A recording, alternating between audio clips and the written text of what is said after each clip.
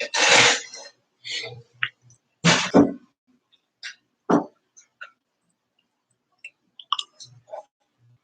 right. Honor to live it on him in the name of Yahushua HaMashiach this day. We'll pick it up in John chapter 5, verse 39. Search the scriptures, for in them you think you have eternal life, and they are they which testify of me. And you will not come to me that you might have life. I receive not honor from men, but I know you, that you have not the love of Elohim in you. In my Abba's name you receive me not. Another shall come in his own name, him you will receive. How can you believe which receive honor one from another, and not the honor that comes from Elohim only? Do not think that I will accuse you to Abba. There's one that accused you, even Moses, of whom you trust. Had you believed Moses, you would have believed me, for he wrote of me. But if you believe not his writings, how shall you believe my words? Shalom, man. Well, now we're off to something different. So thank the Lord. Proverbs 28:16.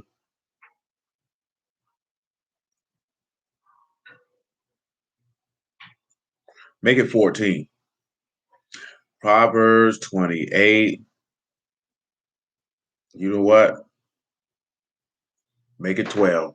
Proverbs 28 and 12. When righteous men do rejoice, there is great esteem. But when the wicked rise, a man is hidden. He that cover his sins shall not prosper, but whoso confess and forsake them shall have mercy. Happy is the man that fear always, but he that harden his heart shall fall into mischief. As a roaring lion and a raging bear, so is a wicked ruler over the poor people. The prince that want understanding is also a great oppressor, but he that hate covetousness shall prolong his days. A man that do violence to the blood of any person shall flee to the pit. Let no man stay him. Praise Yahuwah. So our objective this evening, most of you know, we have been journeying through the book of Proverbs. Oh no.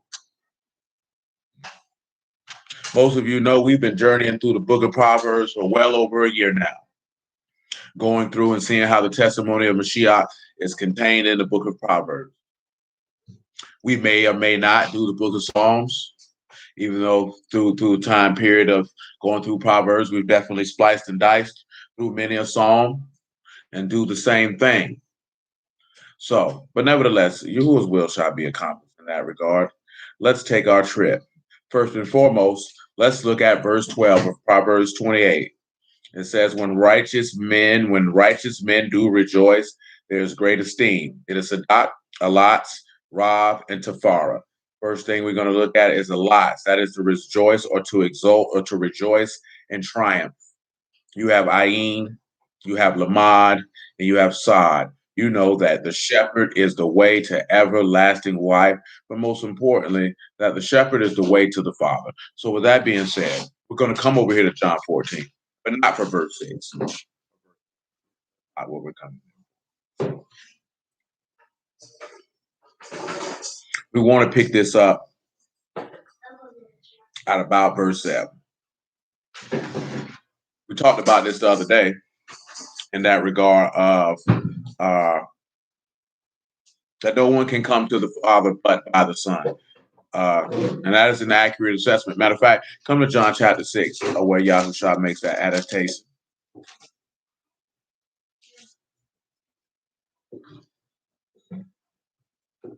John chapter 6 and verse 43. And then we shall return to John chapter 14 and verse 7. Yahushua, this is John chapter 6 and verse 43. Yahushua therefore answered and said unto them, murmur not among yourselves. No man can come to me except Abba which hath sent me draw him, and I will raise him up at the last day. It is written in the prophets, they shall all be taught of Elohim. Every man therefore that have heard and have learned of Abba, come unto me. Not that any man have seen Abba, save he which is of Elohim, he have seen Abba. Truly I say unto you, he that believe on me have everlasting life. Now, with that being said, what does that mean? It means what we already should know.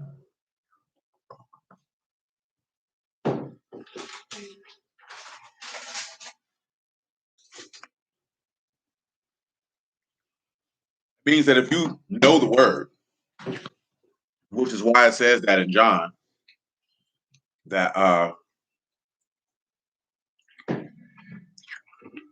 he does not, he that doesn't know the law is cursed. individuals. As a matter of fact, let's do it. Job chapter 16. Praise the Lord. We have to revisit many a thing. You know what I'm saying? By the grace and mercy of the living Elohim, we've been doing this for a long time. We done covered a lot of ground. It's only by the goodness of Yahuwah that has been accomplished. So, of course, as I told you previously, a lot of things we will revisit, we will rehash, and we will redo. Because it would just be, what's the word?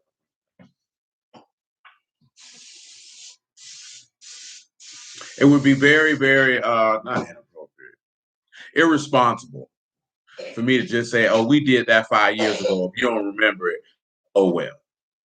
Oh, we did that 2-3 years ago. And if you don't remember it, oh, well.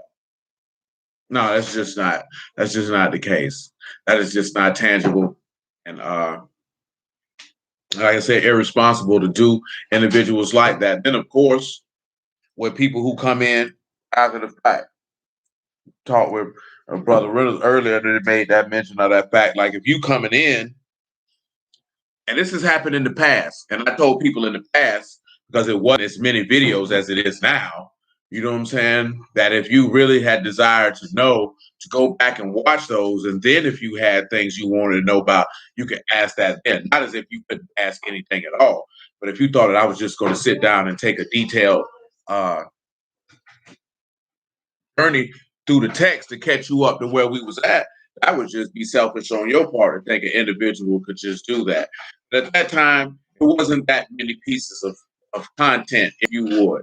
Now it is well over 1,000. So to tell somebody to go back and watch 1,000 plus videos, not even practical at this particular time. At that time, it wasn't even 100. You know what I'm saying? Now it is a lot.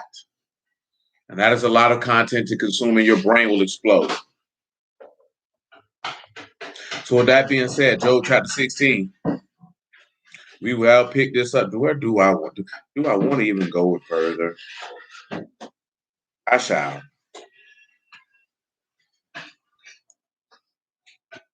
Because it all tied together. Pick it up at verse 1 of Job chapter 16.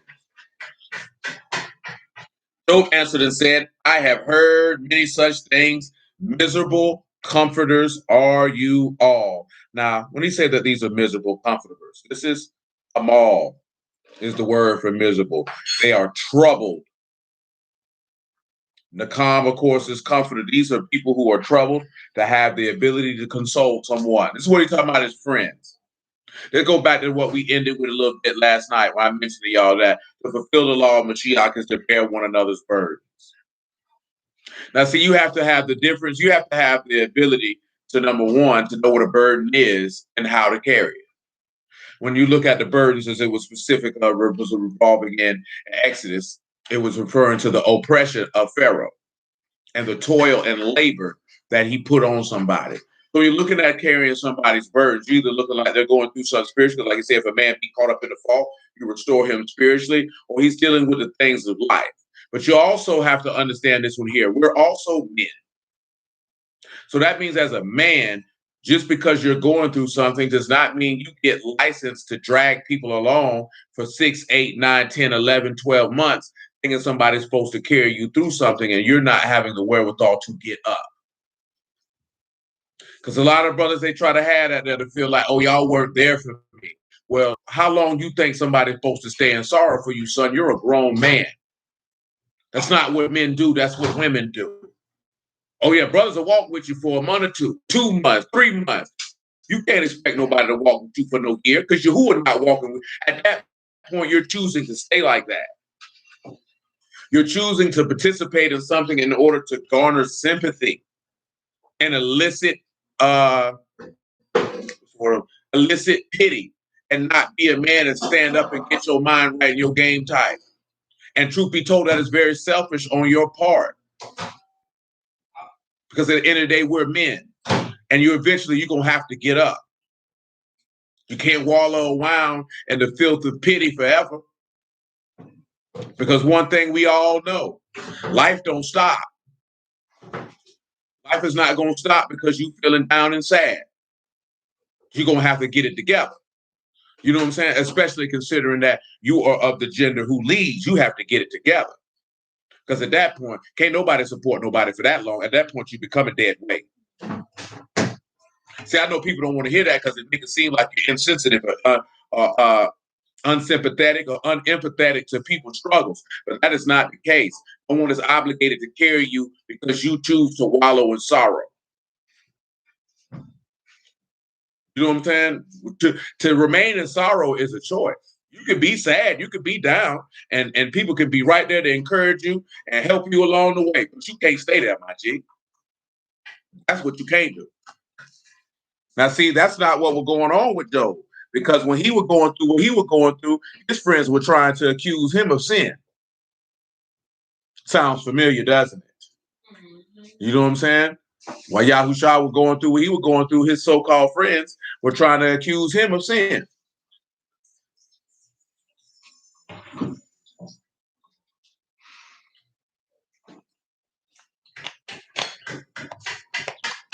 Verse 3.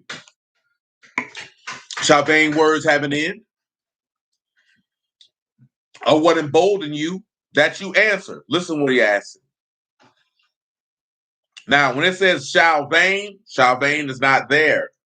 It is Ruach Debar Katz. So that it basically says, does the spirit of the word have an end? That changes the complexity of the entire verse. And then it says, what emboldened you to answer, which is maratz or not. Y'all know what not means answer, but maratz means to be grievous or painful or to make one sick. So he said, basically, does the breath of your words have an end? Why are you trying to make me sick with your answers? See,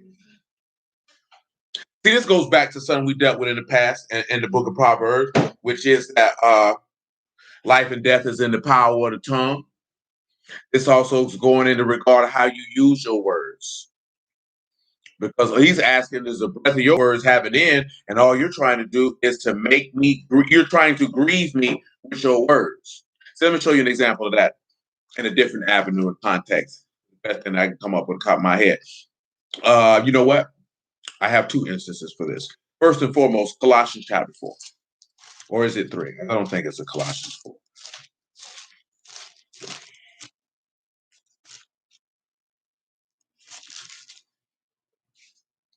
It was Colossians 3. There is a Colossians 4, but I desire Colossians 3.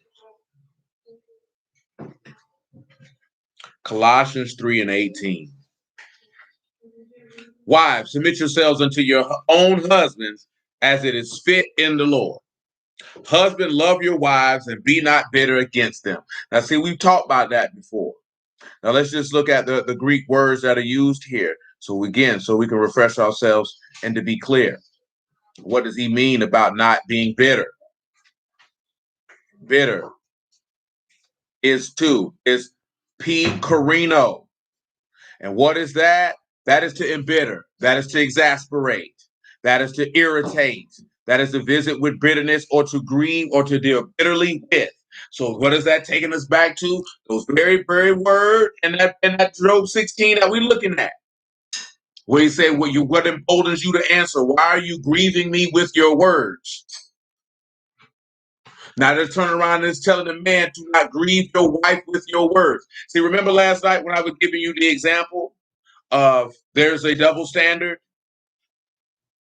See, we already know a woman ain't supposed to grieve you with her words because she's supposed to be giving reverence unto you.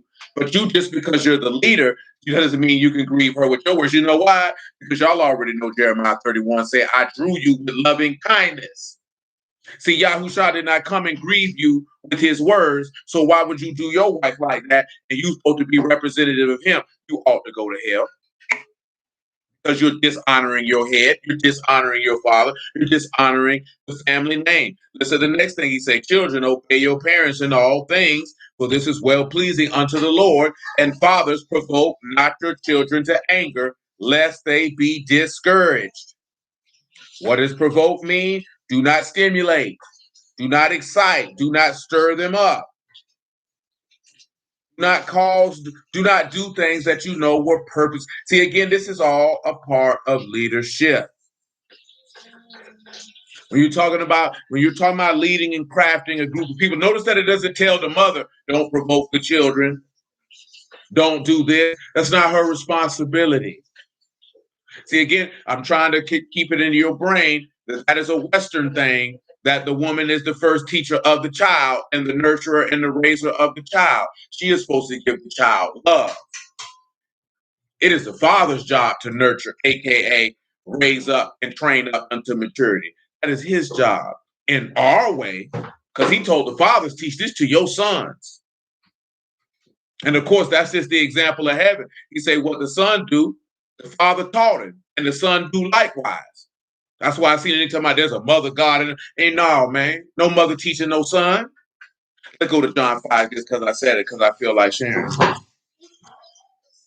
You who are willing, you'll see that all of these things tie into every verse that we read in the book of Proverbs. John 5, if I said 7, my apologies. John chapter 5 and verse 17.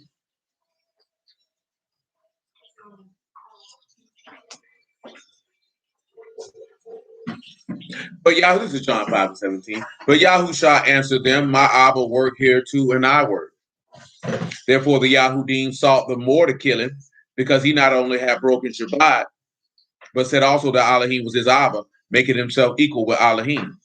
Then answered Yahushua and said unto them, truly, truly, I say unto you, the Son can do nothing of himself, but what he see Abba do. For what things soever he do, these also do the Son likewise. Abba love the Son and show him all things that himself do, and he will show him greater works than these, that you may marvel, that you might be amazed. So let it be known. The Father taught him.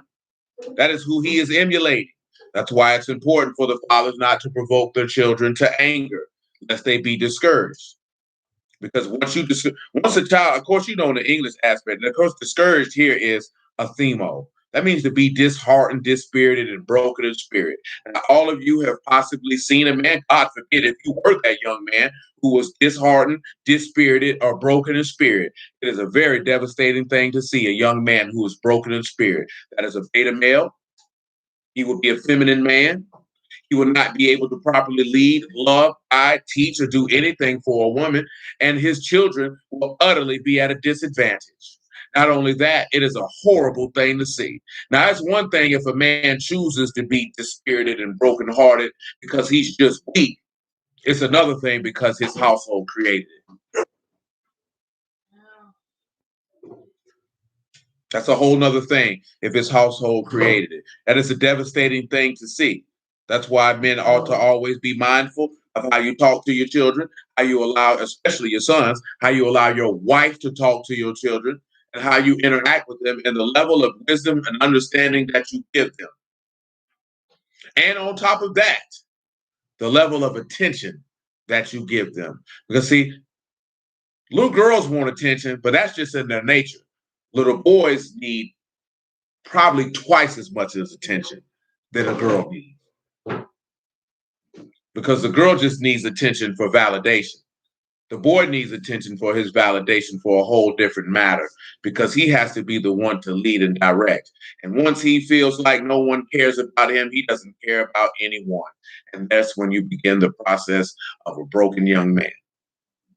And there are millions of broken young men out here just because no one paid them any attention. And that's why a lot of them act out and do negative things, because they feel like any attention is good attention. And I don't care how I get it. You know what I'm saying? See, that's the common denominator, that we think that little girls are the only one want attention. Boys desire it too.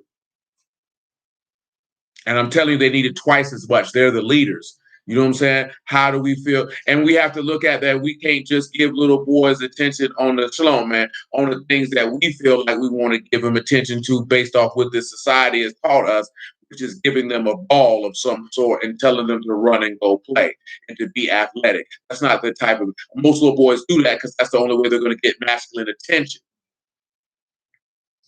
If the only way that we can give a young man his masculine attention is by putting him in some form of athletics that your oppressors handed you, then we would have to turn around and look at ourselves as a man and say, are we truly acting ourselves like men? Or do we even truly like these vocations that we like to steer our young men into? Or have you been mentally conditioned to steer them into that passion so that you can continually develop mentally incompetent men who only know how to exercise anything with physical force and have no ability to think, calculate, lead, guide, teach, correct, and administer any level of wisdom or understanding? That is something that we will have to consider as the people, because we're the only race of people who actively seek to steer our children to athletics and entertainment, to gear them to athletics and entertainment. You know what I'm saying? No other race of people does that. I'm talking about in general and overarching. You know what I'm saying? And we could blame our economic situation for all you want to, but then we would have to look at ourselves and say, why do we feel like that's the only way that a young man could be successful? Who told you that? And why do you believe it? Because you let somebody convince you that the only way your son could be successful is if he run up and down a football field, if he dribbles up and down a basketball court, if he swings a baseball bat, if he picks up a microphone and he sings, raps, or dances, or he plays make-believe for a living. You've allowed someone to tell you that that's all. You let Biggie lie to you and say, you know what I'm saying, you either sell crack rock or you got a wicked jump shot. That means you have allowed someone to tell your sons and you yourself who raised them that they do not have the mental acuity and intellect and the ingenuity and possibilities to create anything other than themselves than being a monkey on somebody's feet. And at that point, that rests on the men. We have failed. Can't put that on the women. We done failed them boys because we done told them that's all you can be, son. And you allow them to subjugate themselves to wicked organizations, situations, and circumstances where they could be manipulated for the purpose of being exploited for the benefit of people who give who give less than a damn about them. And you know it. And you know it. In the hopes of achieving something that they will not achieve. Because let's just be honest, let's just run the numbers. In the NFL, there's 32 franchises and 53 men on a roster. That's about 1,600 people. It's 330 million people in America. Let's even put it this way. It's 110 Division I football schools in and of itself. That's not counting Division II and on down. That nigga's not making it. It is 15 men on the NBA roster, and it's 29 teams. So that's about 450 men. And it is well over 300 to 400 Division I basketball schools. But them niggas not making it. They're not making it. You don't even want to know the numbers of how many men do not get out of the minor league system to get to Major League Baseball. Because I know a lot of people feel like he played baseball. The minor league players don't make money. And matter of fact, they contracted the number of minor league teams after this COVID thing by consolidating leagues. So it's not even as many roster spots to play minor league baseball. Let's not even start about entertainment. In the music business, the niggas is not making it. So that means you would need to start crafting his intellect. But see, that's lazy parenting. I'm mentioning this here because your Father in heaven is not a lazy man. He did not shuck and dive his way out of instructing his sons because he wanted to raise his sons up to be in his image and to execute as he executes. That's why he told that man, if you put your hand to the plow and you looking back, you're not fit for the reign of your father. You're not fit for that dominion because I'm training you for this purpose. See, if we're going to say we're going to be the sons of Elohim, then we have to think like Elohim. That's not to say that you can't have your son participate in athletics. That's not to say that you can't have your son participate in musical endeavors, but it can't be the focus. Because at the end of the day, you know what you're really doing? You push them to the world. You thinking you're doing a benefit, but you pushing him into an avenue he don't need to be going. Because I'm trying to tell you, y'all already done been out there in that world and y'all think that You telling them this here, like if that word is not fully instilled, I'm talking about drilled into them like a military drill sergeant, that pull of the world is going to be strong. And I think that as a whole, we're underestimating that. You're underestimating how enticing the world is going to be, considering to a certain extent their childhoods will be restricted in comparison to their peers. And even though they don't may not go to school or hang out with a lot of bunch of center children, eventually they're gonna have to go out there into that world, and they are going to encounter people who have different perspectives and points of views. They are not grown. They don't have attitudes and thought processes that you have. You have to prep, prime, and train them and have them set to go out to do battle.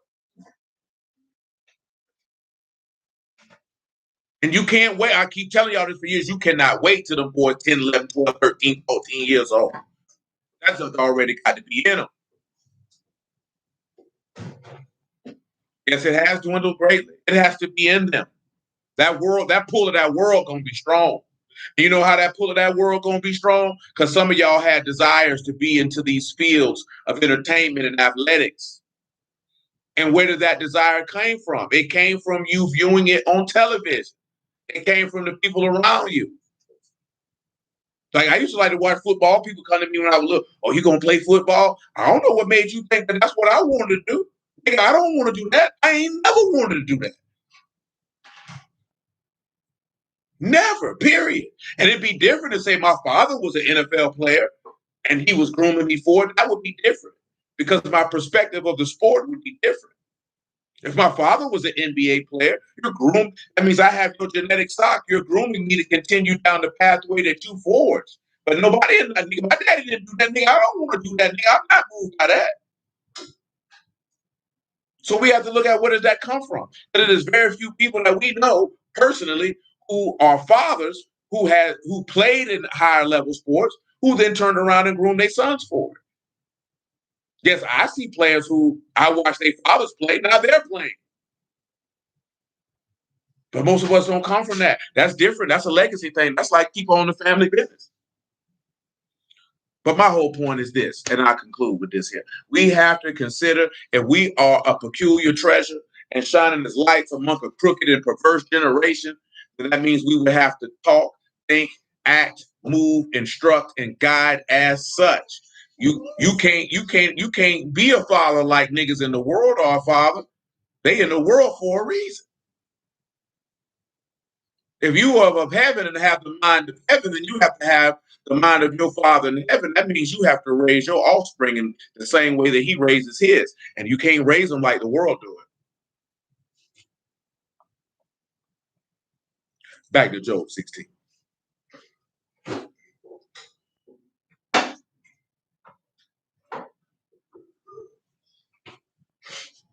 Oh, I think I mentioned something else and I forgot. Oh, Mark chapter 3. You can hold your Job 16. Mark chapter 3. And I definitely need to speed up. I'm at 28 minutes.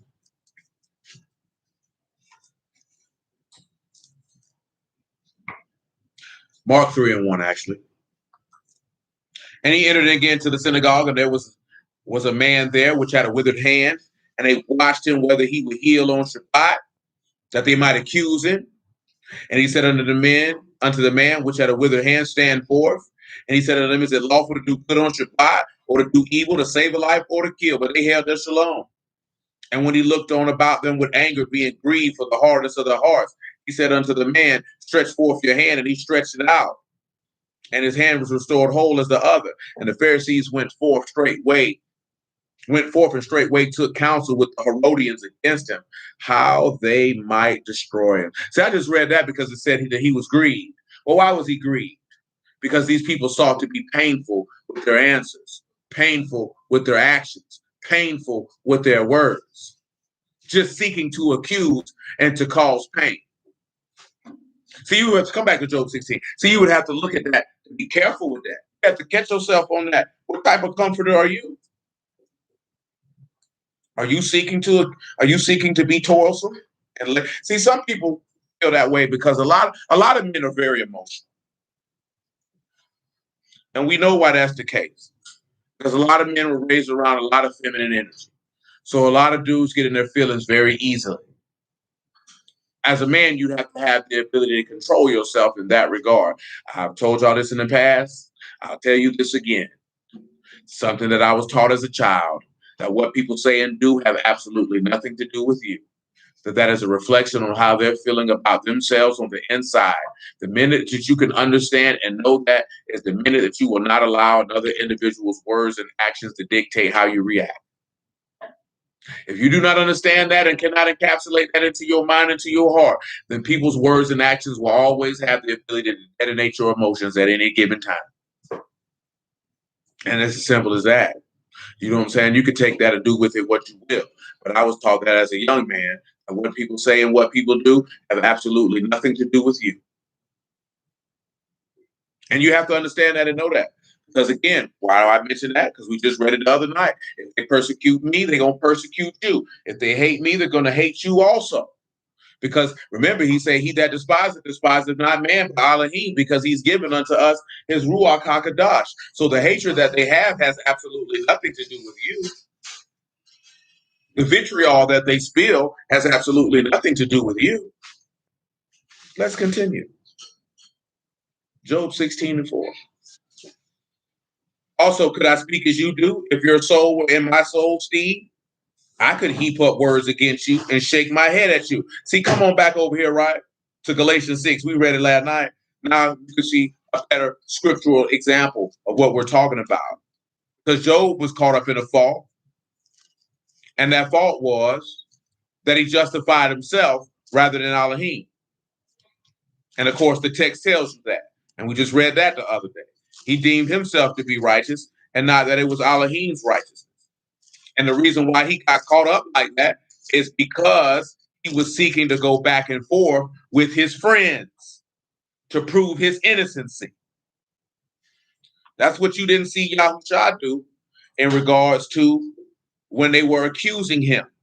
That's why his mouth was quiet, because he did not justify himself. He justified Elohim. See, this is something that you would have to understand and know. That if you know that you are right in the eyesight of Elohim, you don't need to justify yourself in the eyesight of any man. For what? And again, that type of movement is feminine, because women have the need to prove that I'm right and I ain't did nothing wrong, and you're not going to do this here and do that to me. That's feminine energy. That's not the masculine principle. And the text shows you that over and over and over again. That every righteous man in this text who anyone had anything to say about had no need to prove their innocency, their righteousness, or anything. They continually and consistently gave esteem to Elohim and let Elohim be justified. And then Elohim would justify them himself. They would not have to do it. See, we want the justification right then because we feel the need to be vindicated in the eyes of people who don't even matter. Nevertheless, Galatians chapter 6 and verse 1. Brethren, if any man be overtaken in a fault, you which are spiritual, restore such as one in the ruach of meekness, considering yourself, lest you also be tempted.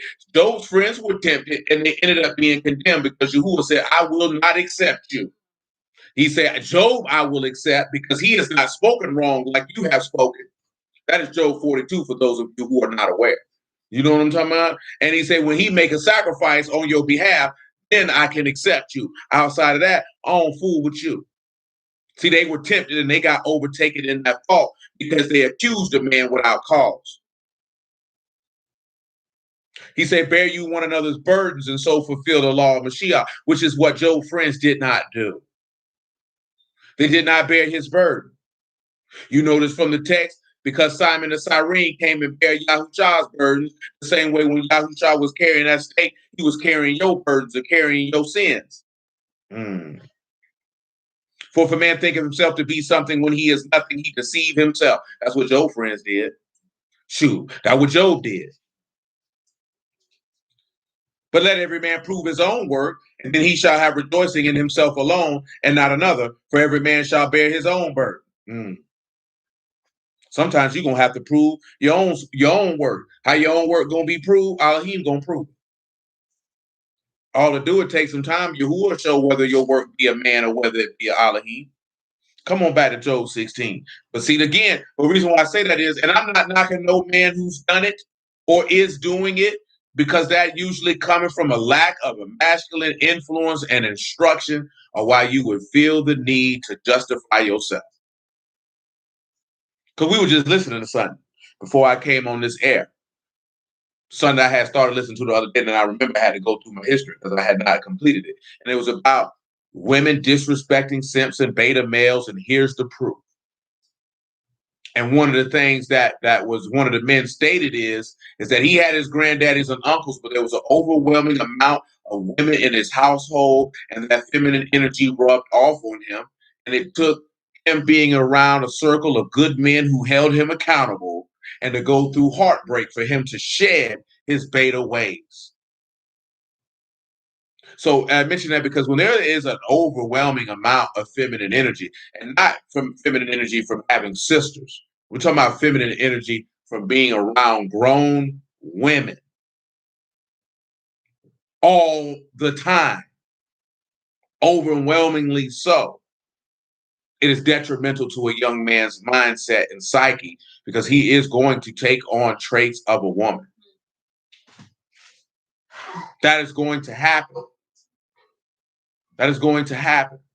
And that is overwhelmingly happening. Because remember, when I started about say not to be emotional, it's not like you're crying and all this other stuff. It's letting your emotions lead you. That is what being emotional is.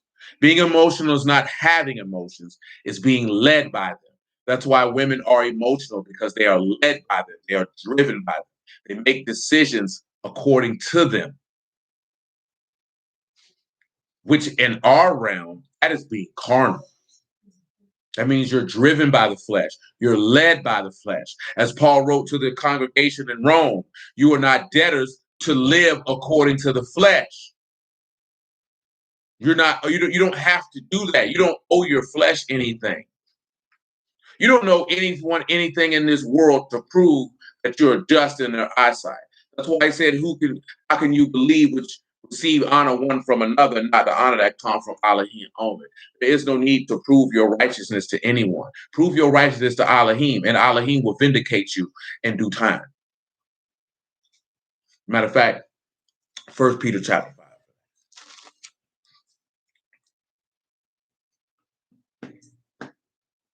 5 and 6.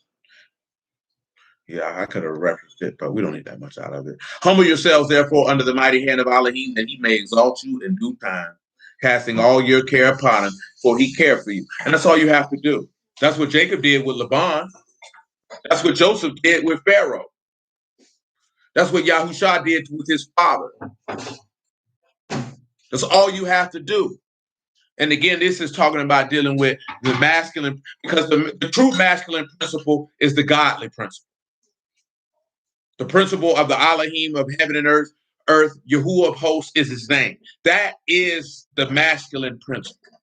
So the principle of every man is to model themselves after the only man. And that is the living Elohim of Yasharal. That's it. As we referenced the other during unleavened bread. Be ye perfect as your Father in heaven is perfect. Because at the end of the day, Yahushua never justified himself. He always justified his Father. He always told us to emulate his Father, because that's whom he was emulating. I've told all of you, anybody who teach the word is just an example of being like Elohim, because that's whom they're following. And if they say follow me, they're telling you to follow whom he is following.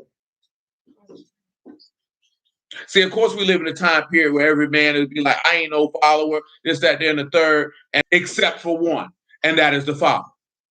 Because the Son follows the Father. The preachers follow Mashiach, and the men follow the men who Yahuwah has set up to be a preacher. Is this what we have mistaken because of that? Is what Mashiach told us plainly in Matthew chapter 25, is that you are all brethren, and that you are all to serve one another and to love one another, and not to exalt yourselves over one another.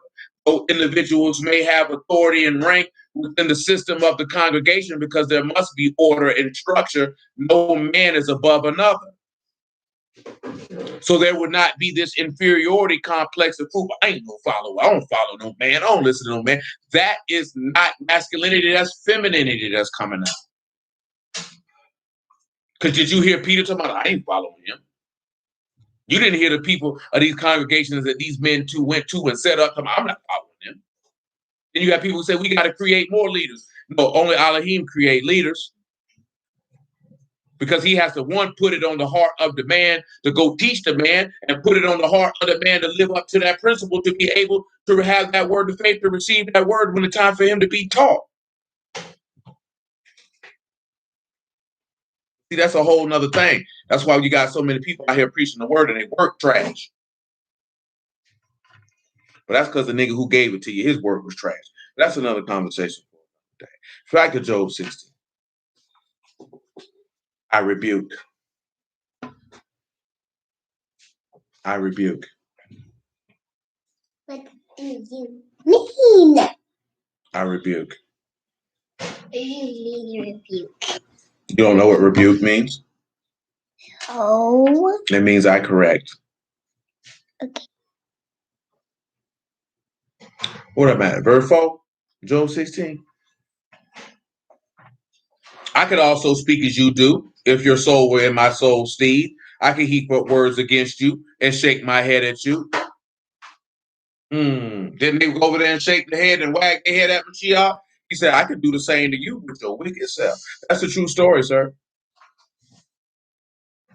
But I would strengthen you with my mouth and the moving of my lips so that it assuage your grief. See, of course, that's a motz to give you strength.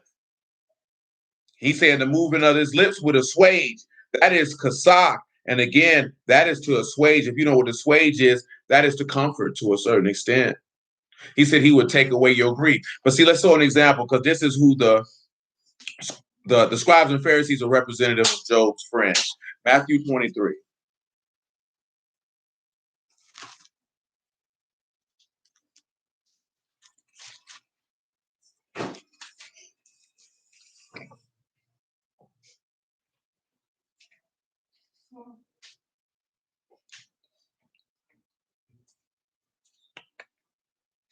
I'll pick it up in verse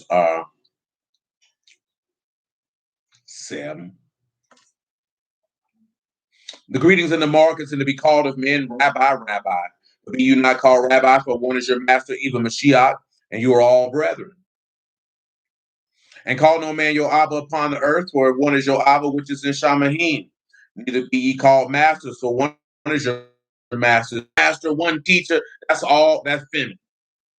That's feminine in regards to as a man who has no desire to yield to another man, and you would have to pay attention to a man like that because you'll be in presence of a jackass. You know what I'm saying? That's when you're in presence of a jackass. Any man who is a man would have no problem giving honor to a man who is due honor and respect. Simple as that. Like I said, I was just telling her this here, man. That nigga always said something, and I felt him on that too, because that's real nigga conversation. Mainly because I'm that old, because I'm 40 years old. That man said, if you still around here talking about you 30, 40 years old, talking about you a player, you a dishonorable man. You know what I'm saying? But see, it's things that men say when they reach my age range that we know that you're not a man of honor. You know what I'm saying? You can't be, because men of honor don't talk like that and don't think in that fashion. You around here talking about you slaying hoes, you a player, you got all these women, and you in your mid to late 30s and in your 40s, you's a clown. You know what I'm talking about? A full-fledged clown. You understand what I'm telling you? If you around here and you that old and you still thinking of doing the stuff you was doing when you was in your 20s, you was a clown. You know what I'm talking about? If you that old and you couldn't understand the fact of if there were men older than you, irregardless if you had your own thing going on, that you couldn't humble yourself to be able to hear these man words and learn from them, and you be like, I don't need no teacher. This is my teacher. Ain't no master. Be all brother. You's a clown. That junk sound good to other clowns. You know what I'm saying? That junk always gonna sound good to kids who graduate from clown school. Because men who are grown men ain't gonna have no problem with that. because they know that this man is honorable. Why would I have a problem with a man who's honorable? I'm going to have a problem with a man who's honorable because I'm dishonorable. And unfortunately, we have a plethora, a cavalcade, a smorgasbord of dishonorable, corny, clown individuals walking this earth, masquerading themselves to be the servants of the living Elohim. But we see you. And as the song says, we don't believe you. You need more people. We don't believe nothing you talking about. We see straight through that junk. We don't take you seriously. Nigga, go head on with the folly. Let's continue. Because again, when an individual knows that he's in a higher position, he's going to serve anyway. He's not going to have a problem. See, what individuals have a problem with is they are like the modern woman. You want to be served according to your lusts and not according to what you need in order to be the best version of yourself. Sounds like Yasharal, doesn't it? Let's serve me according to my lusts, not according to what will profit me. God. 23 and 12. Whosoever shall exalt himself shall be abased, and he that humbleth himself shall be exalted. But woe unto you, scribes and Pharisees, hypocrites, for you shut up the kingdom of heaven against men, for you neither go in yourselves, neither suffer you them that are entering to go in. But woe unto you, scribes and Pharisees, hypocrites, for you devour widows' houses, and for a pretense make long prayer, therefore you shall receive a greater damnation.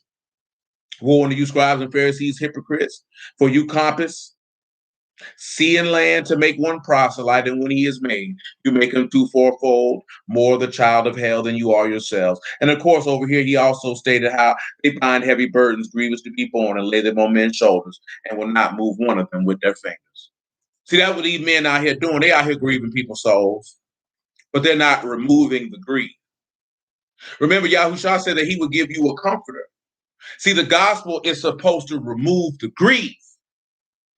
But see, individuals don't even know that. That's why he say, blessed are those who mourn, they shall be comforted. So when the gospel of repentance that it comes to manifest that you are in a state of destruction and death, there is grief there.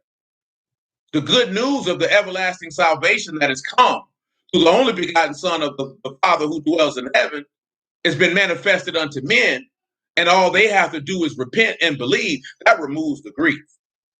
Individuals don't want that removed. See, we get caught, man, let me tell you something, man. I get it. Life is going on. You got things you want to accomplish. This stuff here is going on. You can never lose sight of the objective. I've told you this many a day. You can get a lot of things wrong in life. You cannot get this wrong. You can lose at a lot of things in life. You cannot lose this game because it's your life you're going to lose. See, right now, we see the whole world, at least black people world, hip hop world, street world, is in upheaval because DMX has passed. When truth be told, you should have known that this nigga was dead the minute they told you that he was that he had went without oxygen for 30 minutes. But I'm mentioning this for this here because I told D this here. I say, you know what? I know that most people look at him in a different fashion because of what most entertainers, you looked at him as a real person. And you looked at him as a real person because of he showed different facets of himself.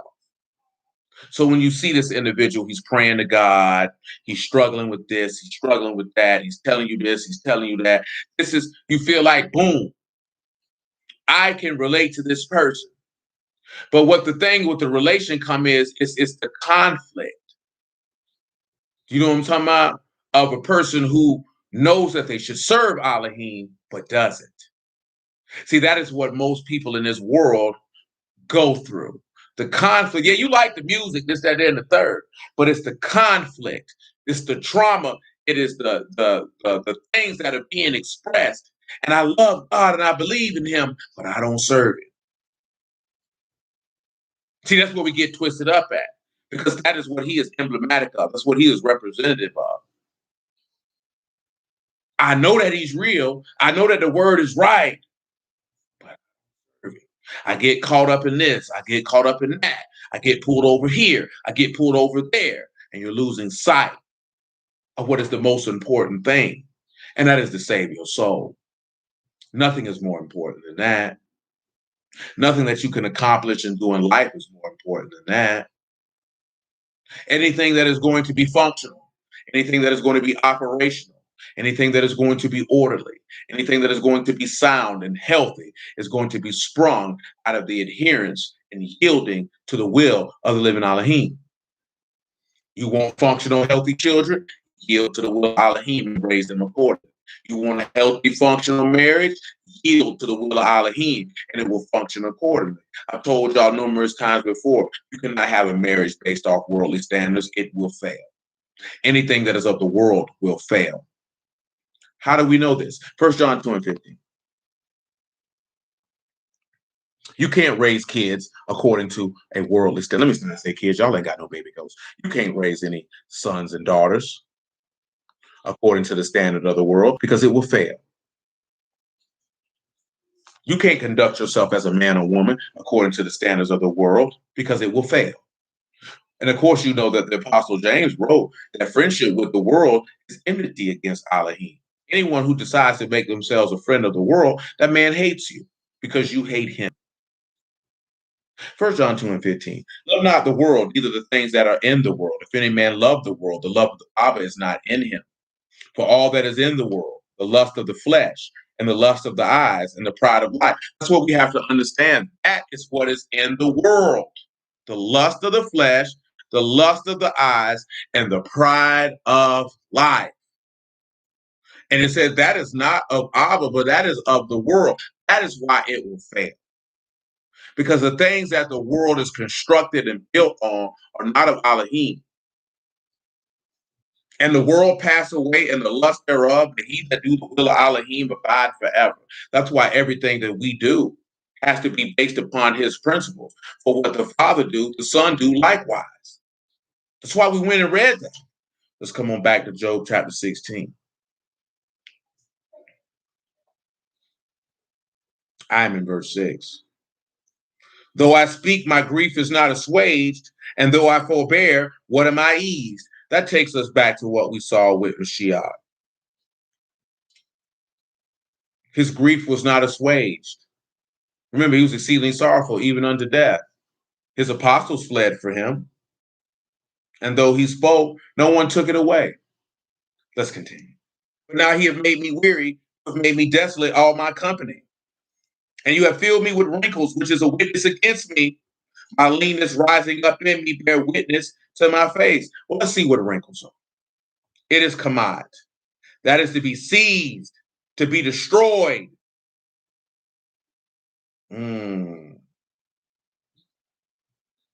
Now, sit there and think about that now. You have filled me with destruction, which is a witness against me. Pause. John 5.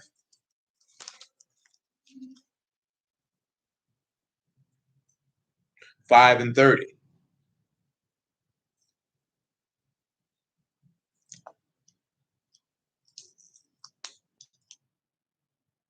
I can of my own self do nothing. As I hear and I judge, my judgment is just because I seek not my own will, but the will of him that sent me. If I bear witness of myself, my witness is not true. There's another that bear witness of me, and I know that the witness which he witness of me is true. You sent unto John, and he have witness unto the truth. But I receive not testimony from man, but these things I say that you might be saved. He was a burning and shining light, and you were willing for a season to rejoice in his light. But I have greater witness than that of John, for the works which my Abba have given me to finish, the same works that I do bear witness of me, that Abba have sent me.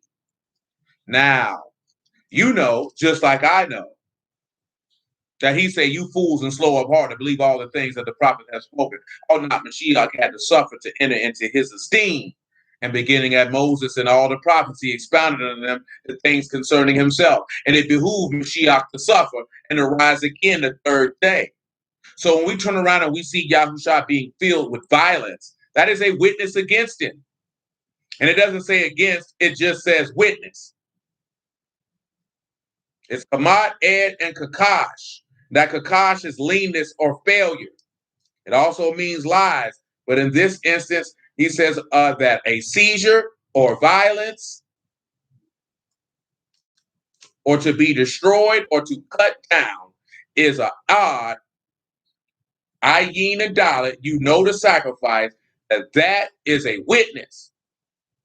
That is a witness of the leanness or of the failure rising up. In me bear witness to my face. And that in me bear witness is a nod. That means it testifies and it speaks. So that means that his crucifixion, his suffering, is bearing witness that he is exactly who the text said he was, because we just seen that. He said, my Father bears witness of me. See, the aspect of Mashiach coming to die was something that our forefathers did not understand, but the text was elucidating on. It's something that now our people don't like to discuss because we want to make it. I told you this before. The word of Elohim is not a black power movement. It is not a political, socio-economic movement. It is the righteousness of the living Elohim. It is the opportunity for all men to repent, that the atonement of their sins may be given unto them, that they might not be destroyed in his wrath, like we were talking about a couple days ago, during unleavened bread. Because there will be a day of restitution, where blood will be required. And we would rather make it about a whole lot of other things than the fact that I don't care what race of man you are, that you are in a deplorable state because you are separated from the source of life and you have no access to it. Because what good is it if we accomplish a multitude of things in the name of Elohim and perish? Because you already have a passage where the man told you this. Oh, we did many wonderful works in your name. And he's going to say, get away from me, boy, I don't know you. And that doesn't bother people to sit back and ask yourself, is what I'm doing his will? Will it allow me to be accepted in the beloved? Or am I labor? Remember, he told them that in Matthew 15. They worship me in vain. They worship me for nothing. It's empty. They're not going to get anything. Like I told y'all during the beginning of Unleavened Bread, most men in this modern time get upset if they was to hear a woman say, I am looking for a man to take care of me. There is absolutely nothing wrong with that. The reason why men get upset about that in this modern time is she's stating that she wants something, but you're not making any demands on what you want for her in order for her to get that from you. That's your fault. That's your fault. That's not her fault. That's not her fault that you didn't know what you wanted from her to get what you had to give. See, this is the difference. You want everlasting salvation from Yahuwah, and he has demands on what you're going to have to do to get it. And he has no problems letting that be known that this is what he requires. And if you meet these requirements, I will gladly give it to you because it's my good pleasure to give it to you. Remember what he said. He said, it's your Father good pleasure to give you the Malkut, the dominion, the reign. It's his good pleasure to do it. It delights him to be able to give you dominion because it delighted to give you dominion when he made Adam. He wanted you to have dominion the whole time, but you sought out your own inventions. So in sending the second Adam, it's his delight for you to have dominion and reign, but you're going to have to do it how he said to do it. You're going to have to give it, to get that, you're going to have to give him what he wants. You can't go out here and say this is what he wants and put his name on it, and now you're pulling a Cain. Because he didn't say, I don't want that. That's not what I wanted. Souls are on the line. This is not a joke. This is not a game. Souls are on the line. Souls are going to be required. And where no evidence of the Ruach HaKodesh is, there is death. And that does not seem to trouble many a brew in these days and times of which we live in. Souls are going to be required. I'm not saying that to be scary. Put no fear in your heart. That's for you to understand the urgency of the matter. You know, a line from one of X songs came in my head because there's only 2 albums of his I really ever listened to. I ain't listened to nothing after the first 2. I ain't gonna take no line. You know what I'm saying? I own the first 2. I ain't buying nothing after that. But he mentioned in one of them songs, you know, he said, you know, the casket's all wood. We could be here on Sunday and not be here on Monday. And life is funny like that. because that is the reality of the matter. And the text tells you that your life is but a vapor. You could be here today and you could be gone tomorrow, and life is not going to stop because you departed. And once you departed, your book is closed. Your works are finished in heaven, they finished in earth, and you're going to stand before the throne and answer for them. And if there is no Ruach HaKodesh in you, what strength will you have to come up from your slumber in peace? We have to put these things in perspective and cut out the foolishness that is not going to get anyone's soul delivered. We might want to minimize the fact of having a conversation about the deliverance of souls. And I ain't talking about how people like souls got delivered and like they do in the church house. I'm talking about understand all of us have been in bondage to sin and death for many a day, many a month, many a year. And now Mashiach has come and freed us from such bondage. Why would we hold fast to the jailhouse? Well, look at man. First of this month, I've been out of prison 12 years. I ain't did nothing to say, let me go back and put myself back into bondage. Let me go back out here in these streets and pop me some coke and get me some weed and bag it up and cook up and cut up and sell this junk and take the risk of being put back into bondage willfully. So why are we sitting back saying that we've been freed from the bondage of sin and death, but then still want to run back to the elements of the world that will allow us to continually be in the bondage of what we desire to be set free from?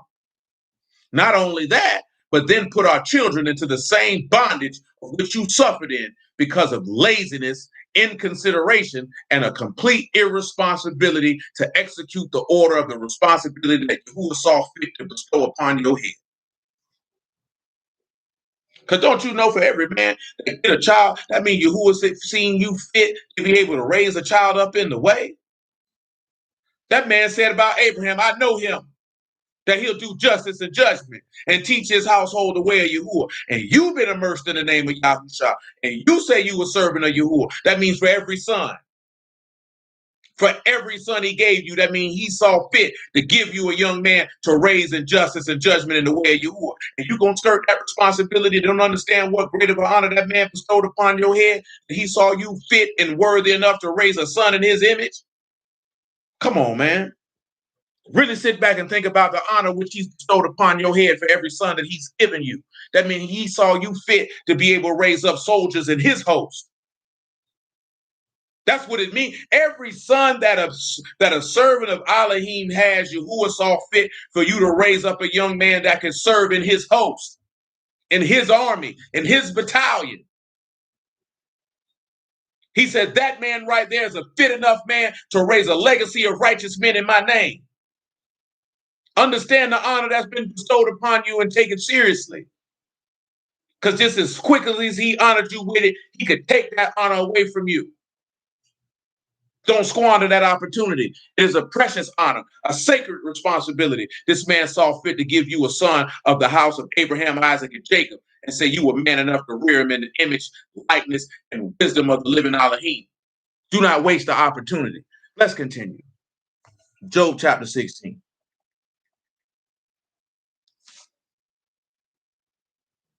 16 and 9, if you would. He tear me in his wrath. Who hate me? He gnashed upon me with his teeth. My enemy sharpened his eyes upon me.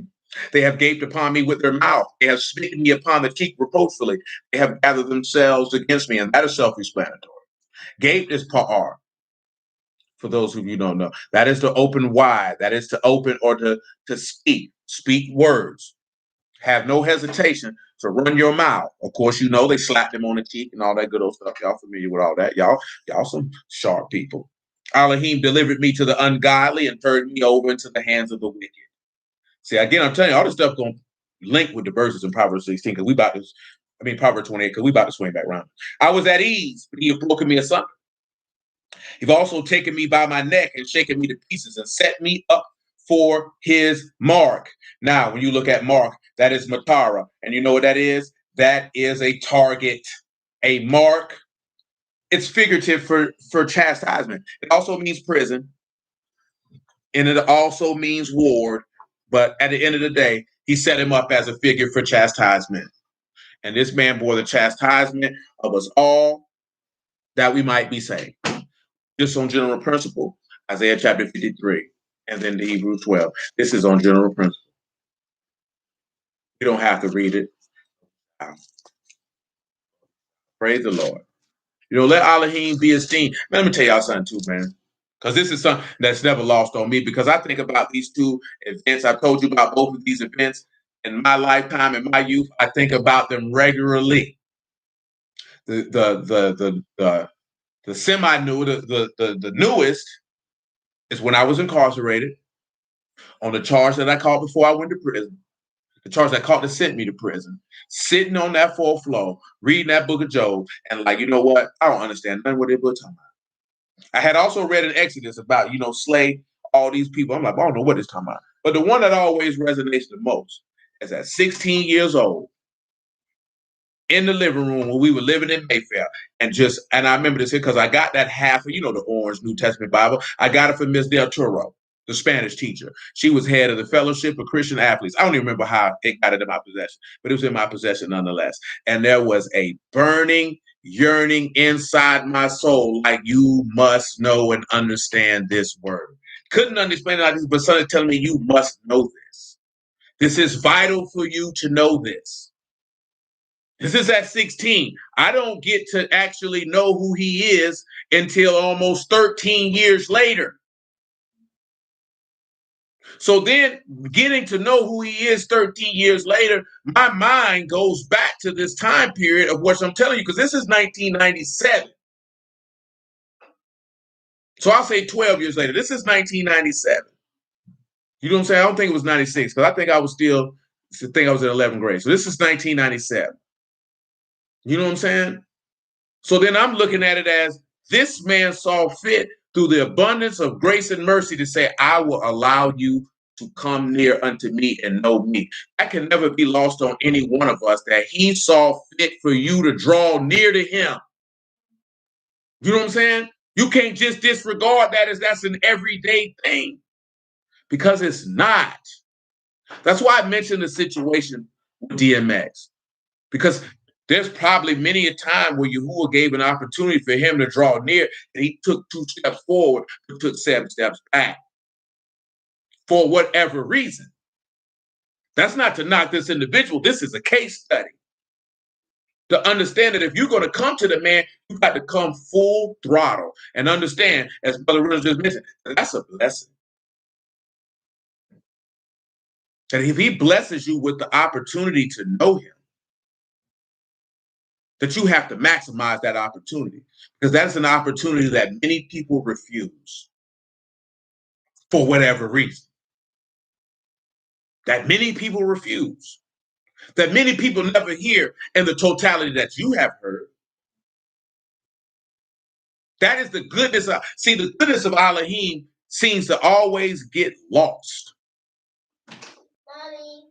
The opportunity to hear the words of salvation is the mercy of Elohim. It tells you that in 2 Chronicles 36, that he sends prophets to warn the people because he had compassion on his dwelling place and compassion on his people.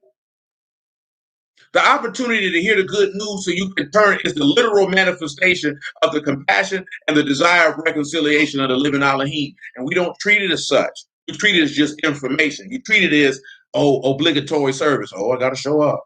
And not understanding that I am no one. Anyone who sits in the same seat that I sit in is no one. Because all we're doing is manifesting the words of him who gave the word. That's who you're coming to see. That's who you're coming to hear. Yeah, we could put a little spice and have a good time and crack a joke or two, but it's that, and the third. But at the end of the day, it's always to make things stay in perspective, that your soul must be saved.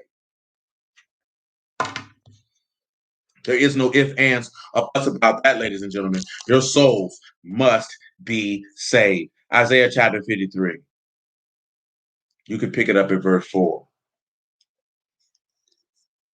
Surely he hath borne our griefs and carried our sorrows, yet we did esteem him stricken, smitten of Elohim, and afflicted. But he was wounded for our transgressions. He was bruised for our iniquities. The chastisement of our shalom was upon him, and with his stripes we are healed. All we like sheep have gone astray. We have turned everyone to his own way, and Yahuwah have laid on him the iniquity of us all. Notice that he said we all turned to our own way. We all decided that we were going to do what we wanted to do. Now, I was going to get Hebrews 12, but I just run it like this here. You already know what it says, that, don't despise the chastening of Yahuwah, for whom Yahuwah chastened, he loved. And Psalms 94 and 12 tells you, blessed is he whom Yahuwah chastened out of his law. There's a blessing in the chastisement or the correction, and that blessing was in the chastisement of the Son of the living Elohim. And that him bearing your chastisement, your soul could be saved. Let's continue. And just so you know, that's Meme, Tet, Rosh, and Hay for Matara. So you can sit back and see how Yahusha was filled with the Ruach of the Father. That's why he had to be the target and the mark, because they hated the Father and they hated him also. Continue. Verse 13. His archers, Job 16 and 13. His archers compass me round about. He cleave my reins asunder and do not spare. He pour out my gall upon the ground. He break me with breach upon breach. He run upon me like a giant. Breach upon breach, of course, is baras, and that is a breakthrough, to break it to pieces. Giant is Gabor, and that's basically a brave or mighty man. Not a literal giant, but he runs up on him like a mighty man. I sewed sackcloth upon my skin. They defiled my horn in the dust.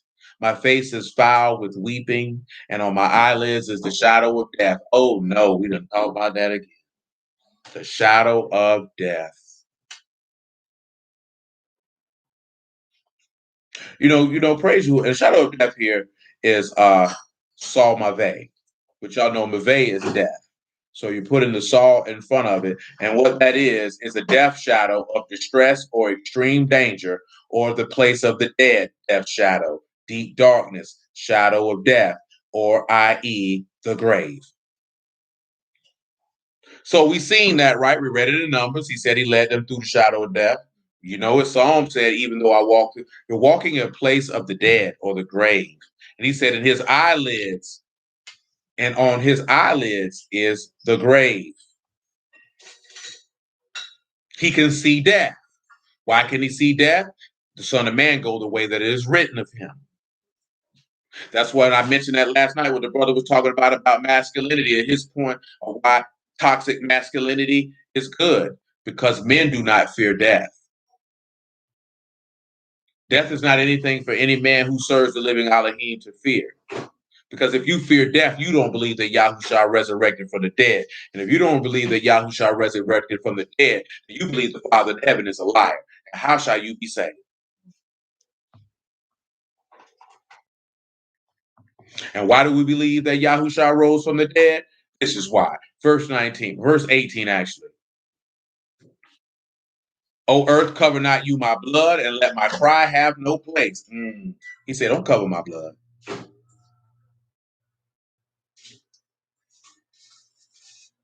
Y'all know what that is? Let's come over here and look at it. Hebrews 11. Y'all know what he said about Abel. His blood cry out to me. He said, don't cover up my blood.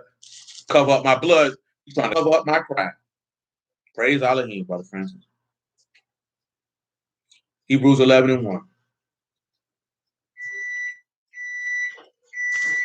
Now faith is the substance of things hoped for, the evidence of things not seen. For by it the elders obtained a good report. Through faith we understand that the worlds were framed by the word of Elohim, so that the things which are seen were not made of things which do appear. By faith Abel offered unto Elohim a more excellent sacrifice than Cain, and by which he obtained witness that he was righteous, Elohim testifying of his gifts, and by it being dead yet speak. Because even though the blood was shed, his blood yet spoke. Even though, because this is something we talk about a long time. Now that I think about it, this might have been, I think this was Passover 2015. That's how long it's been since we dealt with that. Good grief. So it's many things we're going to have to revisit. Of course, the law says in Genesis 4 that he said, where's your brother? His blood cry out to me from the ground as a witness. The blood of Mashiach cries out. That goes back to him, what we were talking about last night with the avenger of blood. That he's going to have to avenge that blood. So Job is asking for his blood not to be covered so that his blood can bear witness to Yahuwah. See, this is the reason. In Revelation 18, it tells you, right? Come on over here and look at it. It ain't going to hurt no.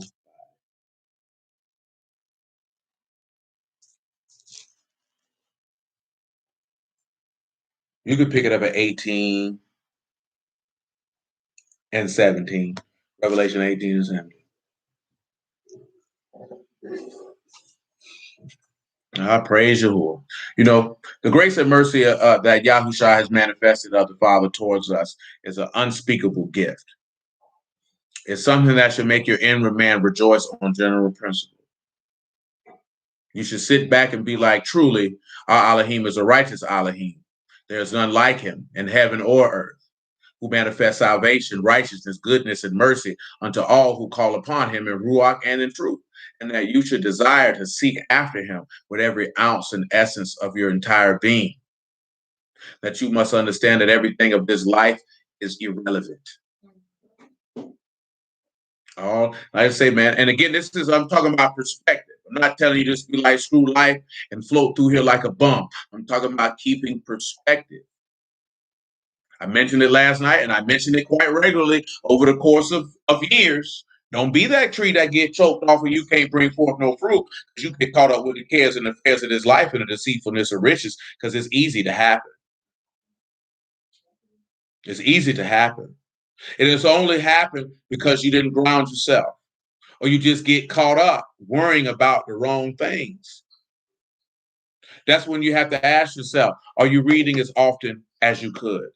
But more importantly, do you fast or do you just wait for atonement to do it? How often do you pray? Oh, you only pray when you finna eat? Or you only pray when it's time to gather? How often does your soul rejoice in the goodness of Elohim? Because sometimes you could just speak to Elohim. You don't have to be in the formal setting of what you call prayer. Does your spirit manifest word to this man?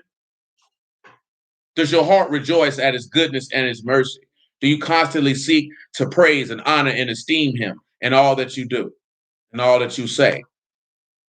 These are the things that you have to consider, because if the answer, if you have more than one no, that means you're worried about the wrong things. That means you're bandied about with things of no consequence, and you have not chosen the best part. Or, you know what? I'll read the verse for it in a moment. Revelation 18 and 17. Y'all just keep that last part I just said, and I'm going to read the verse for it. For in 1 hour so great riches has come to nothing, and every shipmaster and the company and ships and sailors, and as many trade by sea stood afar off. And he cried when they saw the smoke of her burning, saying, what city is like unto this great city? And they cast dust on their heads and cried, weeping and wailing, saying, alas, alas, that great city, wherein were made rich at all the ships in the sea by reason of her costliness. For in 1 hour she is made desolate. Rejoice over her, you Shamahim and you apostles and prophets, for Elohim have avenged you on her. See, drop down to verse 24. Because in founding her was the blood of prophets and of the faithful ones and of all those that were slain upon the earth. He didn't cover their blood. Don't you realize? See, let me tell you something. Right? Homeboy mentioned that like this. He feel like when he mentioned last night, Rohan mentioned last night, he feel like George Floyd should have an adventure. So now, let me be clear. This is not to what's the word I'm looking for? To minimize the death of anyone who anybody perceives to die in an unrighteous fashion. But notice he said the blood of the prophets and the saints. Yeah, you got the blood of all the earth, and Babylon will pay that. But notice that he mentioned first and foremost the prophets in his Kased, his Kadeshim, his faithful ones, his saints. Boy, a lot of these people, blood, boy, they made prophets and saints, boy. That man just gonna tighten them up for that blood because you done shed blood and I ain't with it. You shed blood unjustly. But he said, well, you shed the blood of mine. I got to come see you about that, boy. See, that's a problem right there, boy. Man ain't with it. Revelation 3 for that point that I mentioned before we read that. This is Revelation 3 that I desire.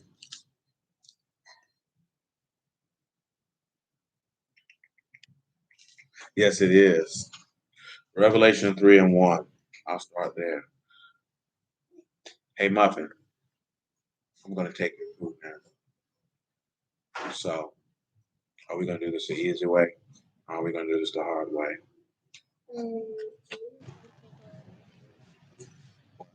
I'm not going to take away my food. How are you going to stop me? How are you going to thwart my plan? Because is that your food? So you desire for people to see you with a shower cap on your head, looking like some type of black woman who embarrasses her children? I'm not going to let you get my food. Very well. Revelation 3:1. And unto the Malachim of the house and the sergeants write, these things saith he that have the 7 ruachs of Elohim and the 7 stars. I know your works, that you have a name, and that you live and are dead. Be watchful and strengthen the things which remain that are ready to die. For I have not found your works perfect before Elohim.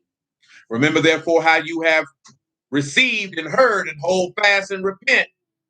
If therefore you shall not watch, I will come on you as a thief, and you shall not know what hour I come upon you. That was one of them, but that wasn't the exact one that I desired. Hold on. But there's another one. You were willing to come to mind in a moment. Oh, we want that. That's something different.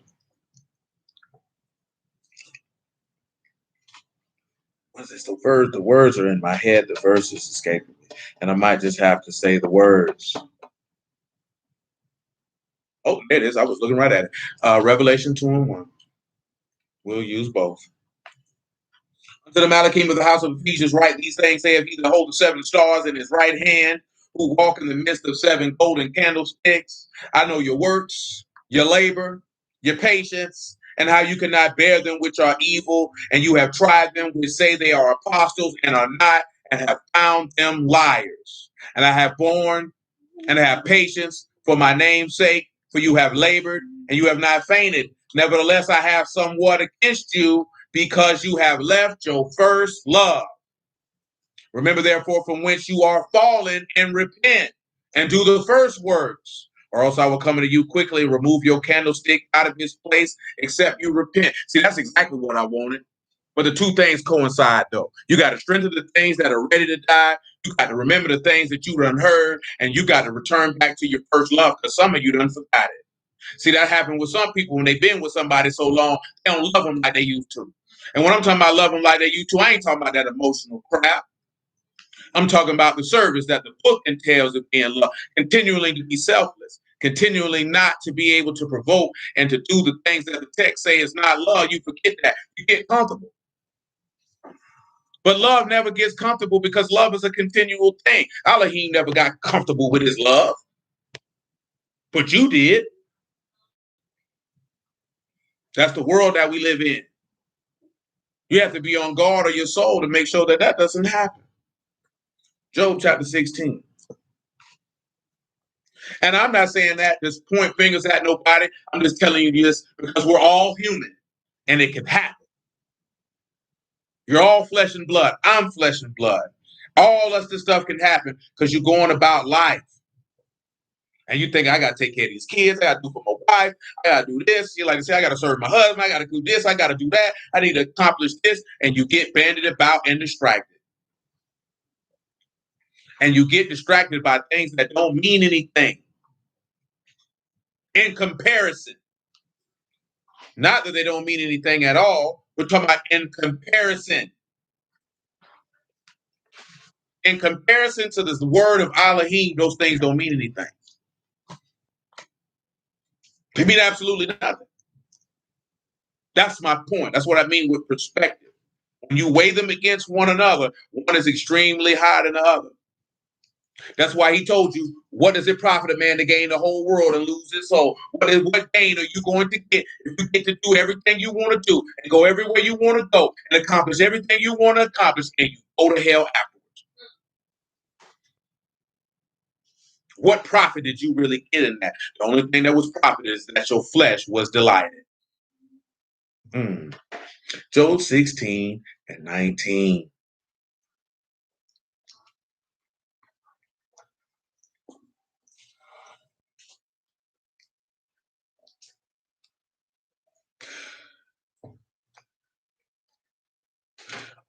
And now, behold, my witness is in heaven, and my record is on high.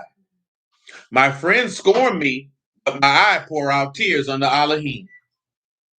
Oh, that one might plead for a man with Elohim as a man plead for his neighbor. Mm, mm, mm, mm, mm. Plead here. Y'all know what this is. This is Yakar. This is to show, to be right, to prove, to convince, to correct, to rebuke, to reason together. Mm. Oh, that one might be able to reason for man. Now, when you got man here, it's Gavert. This is a strong man. This is a warrior, a man who has the ability to fight. That he might be able to do that with Elohim or Aloha is what we have there. This is what word that we don't speak on often. That's Aleph, Lamad, U, and Hey for those that don't know. And we can sit back and we can behold the securings of the teachings of the strength, aka the son of Elohim. This is the only Elohim, the true Elohim, of which we all give thanks, honor, praise, and esteem to. So then when he say plead for his neighbor, it's Ben Ria. So you know what that is? That's the son of a friend. Mm. And if that's the son of a friend, then you know that that there might be a man who, or that it be one who reasons or pleads for a mighty man with Elohim as a man pleads for the sons of Abraham. See, let's look at that. James 4. Is it 4? It's 2. Excuse me.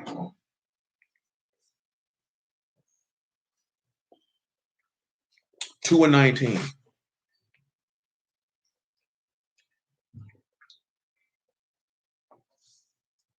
James 2 and 19. You believe that there is one Elohim, you do well.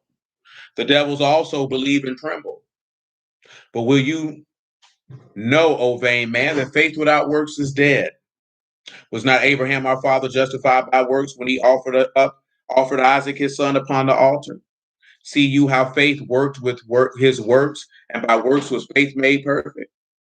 The scripture was fulfilled which say Abraham believed Elohim, and it was imputed unto him for righteousness, and he was called the friend of Elohim. You see then how that by works a man is justified and not by faith only. But I want to look at as we came here that it says that he was called the friend of Elohim, because it said that a man would plead for the son of a friend. Well, who would be the friend? You know that Abraham is the man that he mentioned is his friend. I want you to make sure this is what I want. Hold on for a moment. Yes, Second Chronicles chapter 20. Second Chronicles chapter 20 and verse 3. We are completed in James. Of course, you know that Yahushua is the one who goes to plead on your behalf. After we read the Second Chronicles chapter 20, we shall go read First John chapter 2 and verse 1. Second Chronicles chapter 20 and verse 3. Jehoshaphat feared and set himself to seek Yahuwah and proclaimed a fast throughout all Yehudah. Yehudah gathered themselves together to ask help of Yahuwah. Even out of the city of Yehudah, they came to seek Yahuwah. Jehoshaphat stood in the congregation of Yehudah, Jerusalem, in the house of Yahuwah before the new court, and said, Yahuwah, Elohim of our fathers, are not you Elohim and Shamahim? And rule not you over the kingdoms of the heathen? In your hand is there not power and might that none is able to withstand you? Are you not our Elohim, who did drive out the inhabitants of this land before your people Yasharal, and gave it to the seed of Abraham, your friend, forever? Notice that he said to the who? The seed of who? Abraham, your friend, forever, or more specifically, to the seed of Abraham. Take something else real quick, Live. Yes, Isaiah 41.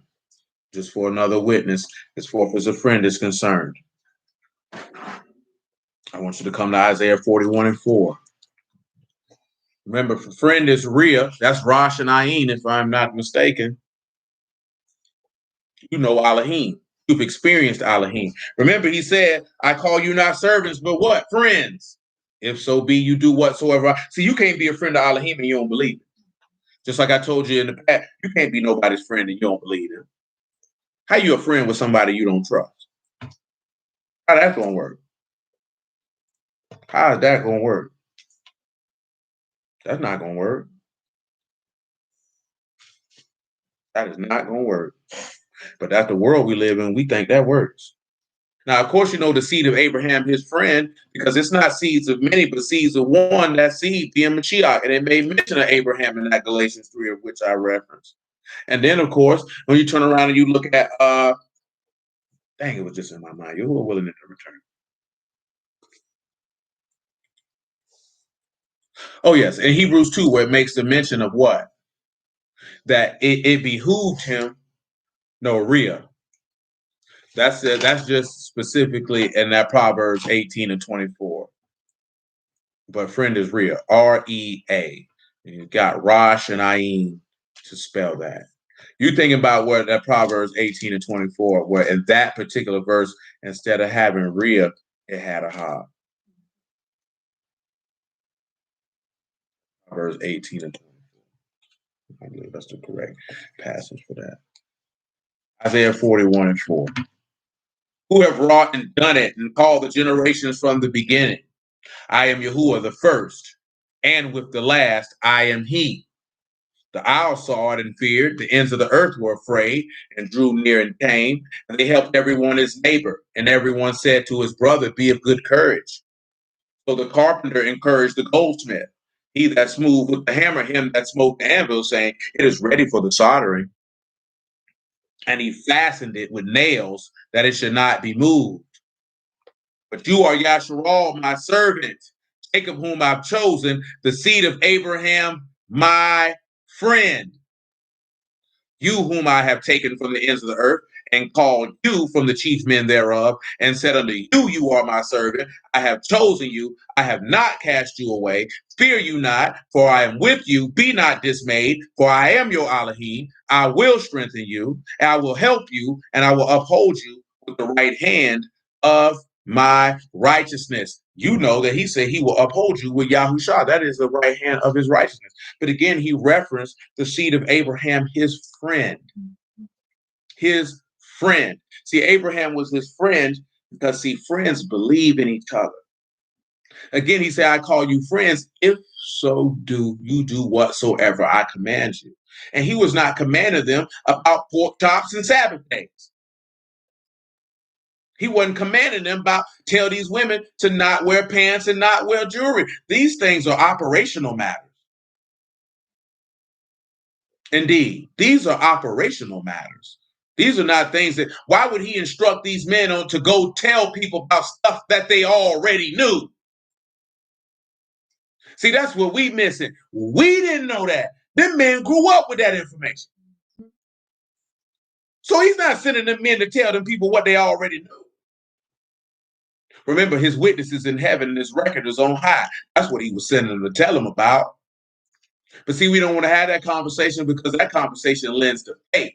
That means the Amath, the Amuna, and the Aman, or what we were just talking about in that Psalm 45, by truth, by meekness and righteousness, that your right hand will teach the people how to fear Elohim. See, we don't want to deal with that because that means you're going to have to submit.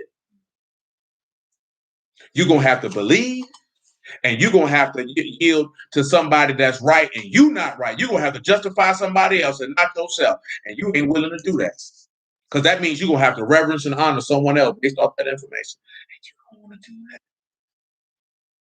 And it ain't right. 1 John chapter 2 and verse 1. Because we're talking about somebody being an advocate, if you would.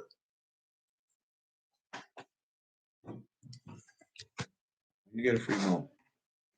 Play some more mixed berry in that for me, please. Please. Thank you. My little children, these things write I unto you that you sin not. If any man sin, we have an advocate with Abba. Yahushua HaMashiach, the righteous. He is the propitiation for our sins, and not for ours only, but for the sins of the whole world. Say it again, because I talked to Brother Ren about this, and y'all already know this. All you have to do is people can say only Israel can be saved. What are you going to do about Adam? Because everybody is under the curse of Adam. So you mean to tell me he reversed the curse of Adam for one people, but not another? Nigga, that don't even make common sense. That's not even logical. That's not even rational. But that's how we think. That's how we operate. That is not the mind and righteousness of the living Elohim. Let us return to Proverbs 28. Because we had to do all that to set up everything that we're going to run down in Proverbs 28. I know sometimes you look at it, let's just get straight in to the verse that we in, but no. Sometimes you have to set things up to make sure that things are clear once we begin. The verse 12 says, when the righteous men do rejoice, there is great esteem, but when the wicked rise, a man is hidden. So we know righteous when rejoicing is a lies. Praise you indeed. That's great esteem. Esteem here is tafar, is great beauty and splendor when righteous men do rejoice. Let's look at righteous men rejoicing in Luke 24. We kind of read a little bit about righteous men rejoicing in Revelation 18, and maybe we'll turn around and do that again. Like I might use Revelation 15 for that, but we shall see. Let's make sure we got them rejoicing. But first and foremost, let's look at Luke 24 and 31 first and foremost. Girl, are you hot? There's something wrong with both of y'all. What the temperature is in here? Warm. What is good? Nigga, that's a whole 80 degrees. That's good to me. Lord have mercy. That might be what it is. Tell me, son. I'm in here about to start perspiring.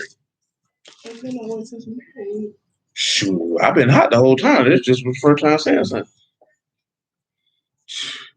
You already know I keep my dude on 76. That nigga got to come on. I can't live like that. I can't live like that. I couldn't live like that before I went to prison. But then you go to prison, these niggas ain't got no dude. Nigga ain't got nothing but an open window and some ceiling fans in the middle of a Florida summer. Oh, no. Oh, no. Absolutely not. You know how difficult it is to sleep in that type of environment? I don't sleep like that. I bet you don't. I turn the air on when I go to sleep. This nigga here something else. And you got somebody like Nisha that like to make her house a refrigerator. I ain't mad at her though. You can bundle up. You can't do nothing for the heat. You can't do nothing for the heat. Luke 24 and 31 though. 24 and 30. And it came to pass that as he sat at meat with them, he took bread, blessed it, and brake, and gave to them. And their eyes opened, and they knew him, and he vanished out of their sight. And said one to another, did not our heart burn within us while he talked with us by the way, while he opened the scriptures? I'm just stating that point because I want to set that up of what begins their process of rejoicing. John 20. Because when the scriptures are opened up to you, it should rejoice your heart because your heart should burn within you.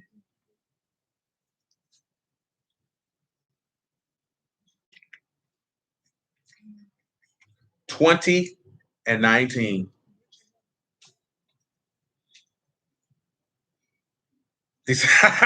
Nisha say 76, too high for them. I ain't mad at you. We already know that joint. They're probably about 7. She got a hospital. Ain't no germs living in here. I ain't mad. This nigga got me in here sweating, Nisha. I ain't gonna lie to you. Oh. Sweat. 20 and 19.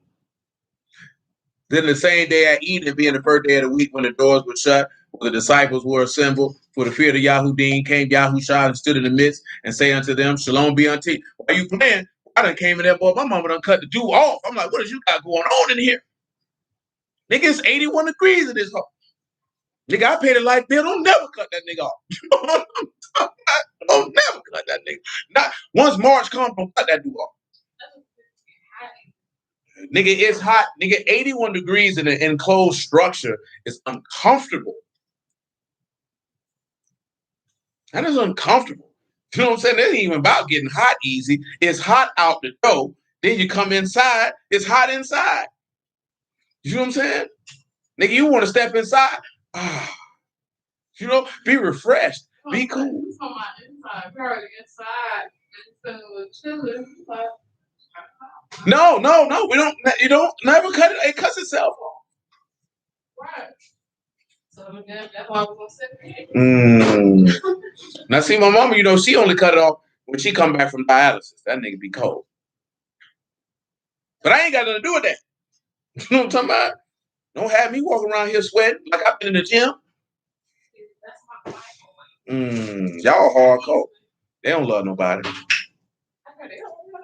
They don't love nobody. Thank you.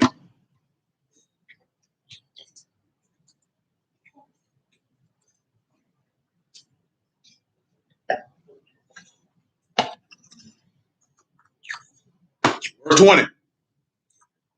And when he had so said, he showed unto them his hands and his side.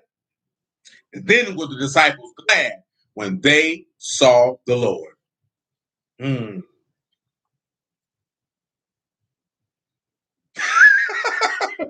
You say if you don't need a sweater, it's too warm. I heard that. I don't get it that cool. That means say if she don't need a sweater or a blanket, it's too warm in the house. That's me. I'm the opposite. I don't want the sweater. Who you telling? It's always hot in here. That nigga don't want to cut the air on, but when it's guests. Then they be sitting in here talking about what? And this nigga feet always cold. You know what I'm talking about? This nigga feet and hands always cold, and it's 1,000 degrees in this home. They want her. I just don't understand that. Come on back to Proverbs 28. We just established that when righteous men rejoice, there is great esteem, because when they rejoiced, they saw Yahusha after he resurrected from the dead, because there's two esteems, one terrestrial and one celestial. And they saw the celestial esteem of Elohim, and they rejoiced. But it said, but when the wicked rise, a man is hidden. And we set that up for all of that by looking at the things with his suffering in that Job 16. Because in order to get to it, to see that great esteem, he had to suffer first. It says, when the wicked rise, a man is hidden. And that is kafas. And that means that he has to be disguised himself. He has to be searched out. The wicked rising, they have to be searched out. First and foremost, because we keep this brief to move on to the next verse. For real, man. Bro, that nigga hands and feet always be cold, bro. And it be hot as fish grease in here all the time. Like, I don't understand it. That junk is the weirdest thing and ever. This nigga hands and feet this nigga always putting a cold behind feet on me, man. I'm like, what's this nigga doing? This nigga feet is frigid. Nigga, it's hot out the door. Nevertheless, right, you can take that in the aspect of because the wicked rose in regards to rising up to kill Yahusha, that they had to search for him. They used Judas to accomplish that task. Then you come around here to Revelation chapter 12, and like this here, how the serpent was wroth with the woman and meant to make war with the remnant of her seed. Has to go out and search them out. It's no different when the wicked rose during the time of Exodus and searched out to kill the young Hebrew baby boys, or the same thing during the time of Herod with Mashiach to search out and kill the young Hebrew boys. See, these are things that we want to look at, that when the wicked rise, men get searched out to be exterminated.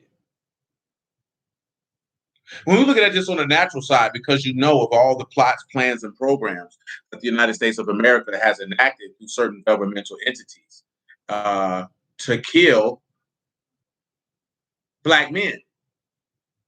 You know what I'm saying? I seen a story, just chick talking about Black women get the crumb of crumbs and its foolishness and its folly. Because I've actually heard Black women who state that they feel themselves to be their own race, separate from Black men. The junk is sad. And of course, we know that that is not representative of all Black women. That would be foolishness to think so. Because we're more so talking about liberal women. Liberal women. And there are a lot of liberal women amongst Black women, unfortunately. It is a cavalcade of them. You know what I'm saying? A literal buffet. And because of it,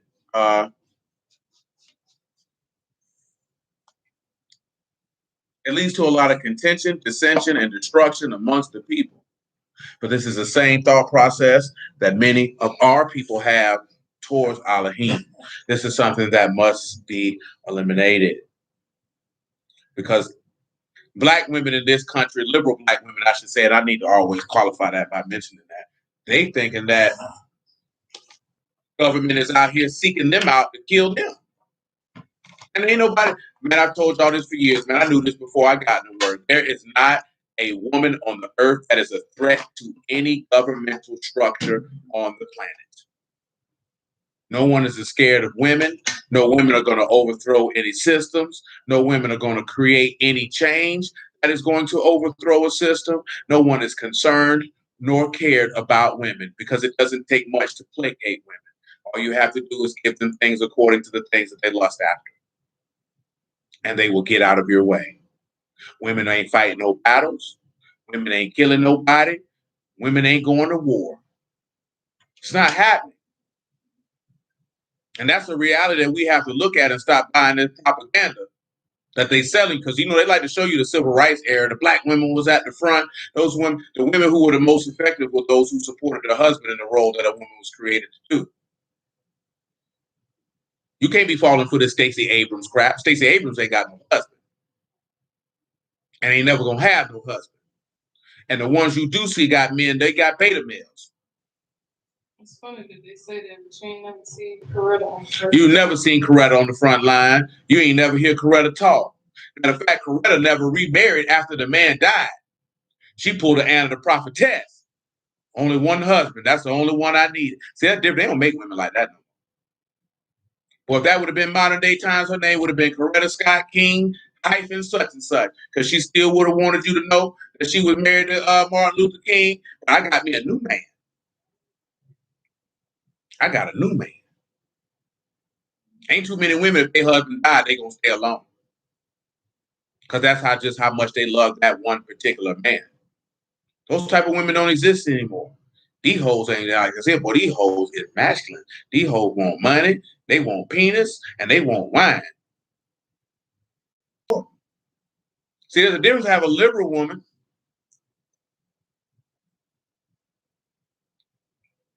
and just having a woman, because all women are a headache, and all women are going to get on your nerves because they are a woman. You have to just understand that, because they're emotional creatures. They have their ebbs and flows. You know what I'm saying? You coming at them looking at like this here, like, why she doing this and why you getting frustrated because she is a woman. You have to look at, does she follow your program? Does she value you? Does she honor you? Does she respect you? And is she committed to being a helpmeet and to what it is that you're seeking to accomplish? If she checks off all of those boxes, then the little ebbs and flows that women have because of their essential nature, man, you should be able to deal with that. You should have the wherewithal and wisdom to be able to navigate around that and not get frustrated. Because you got men out here who wives don't care nothing about them. Don't respect them. Why you think the book tell you it's better for you to dwell on the rooftop than the house with a contentious woman? I mean, if that woman contending with you all the time, that means she don't respect you. Do you think a woman who respects her man is going to be contending and fighting with him all the time? Absolutely not. Absolutely not. That's not what's going to happen. That's what Yahushua did. So I go up here and dwell in heaven and dwell down here with you arguing niggas. Why you think he don't dwell in the vessels of contentious men? He's not dwelling in that. Proverbs 26 and 13. 28 and 13, excuse me, 28 and 13. He that cover his sin shall not prosper, But whoso confess and forsake them shall have mercy. Now, what's his name is? Zacchaeus is an example of that, of a man who didn't seek to cover his sins but confessed them. When you look at Prosper, of course, you can come over here to 1 John chapter 1. When you look at Prosper, that's a lot. That means you will not make progress, you will not succeed, and you will not be profitable. That is Sod, Lamad, and Kai. So you won't be separated by the way of Yahushua because you walk around here thinking that you can cover up your sins and thinking you're going to prosper. Because he said, if you confess them and forsake them, let's look at confess. That's yada. So, of course, that is to confess the sin, to forsake the sin, which is azab, which is to leave or to forsake or to abandon. That is ayin, zayin, and bat. So you already know that the son of Elohim has been thrust through, cut. That's why you're willing to forsake them. Then you, of course, will have the rakam, which is the love, the compassionate, the tender affection, or to have compassion shown unto you. 1 John chapter 1 and verse 7.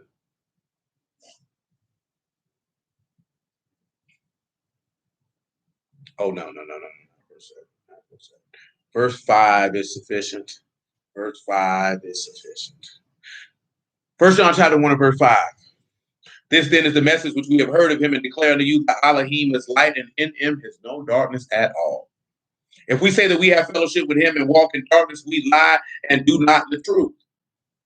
But if we walk in the light as he is in the light, we have fellowship one with another, and the blood of Yahushua HaMashiach, his son, cleanse us from all sin. See, again, we talked about blood didn't cleanse yesterday.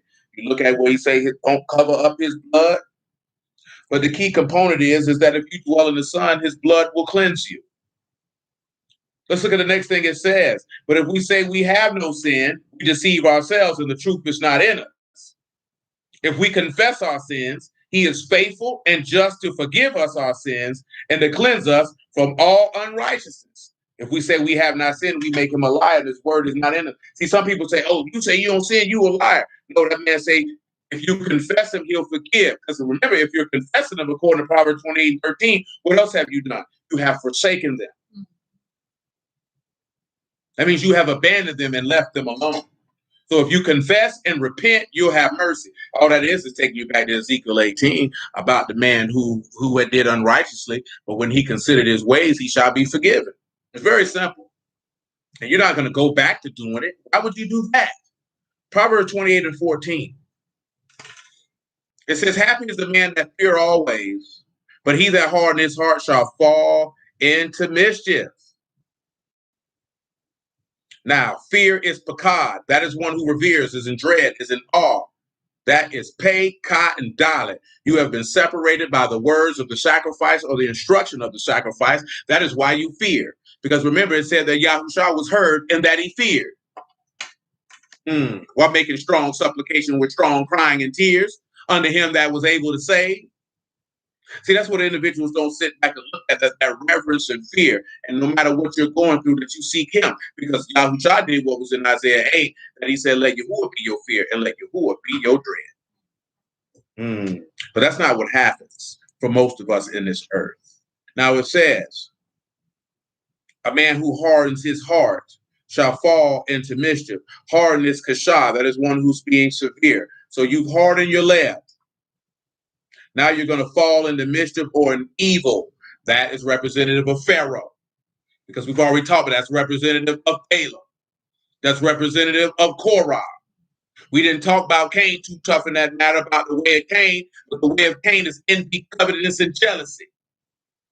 Because what does the law teach you? To not be covetous. He was covetous of his brother. Why? Because his brother's works was righteous. Therefore, he was envious of his brother. But you know, Yahushua was delivered up because of envy. And because they hardened their hearts to the word, that's why they fell into evil. That's why Cain was cursed with that mark. That's why Korah was swallowed up of the ground. That's why Balaam has an evil report on his name forever. That's why the scribes and the Pharisees have the blood of Mashiach upon them. See, when you harden your heart to the word, ain't nothing good going to happen for you. Things might seem to be good, but in reality, they are not. Verse 15 of Proverbs 28. As a roaring lion and a raging bear, so is a wicked ruler over poor people. When we look at roaring, that is Naham. That is the groan or the groan of a sufferer. But we know that he's not suffering. So we know this is simply a groaning. And a raging bear is shakak. That is to run about, to rush to and fro, eager, greedy, or thirsty. So he says, so is a wicked ruler over poor people. When we look at poor, of course, that is all. That is one who is low, one who is weak, one who is thin, someone who is needy or in a weaker situation. Dalit and Lamad. The shepherd was hung. But let's look at what we want to look at this first. First, we want to go to 1 Peter chapter 5 yet again.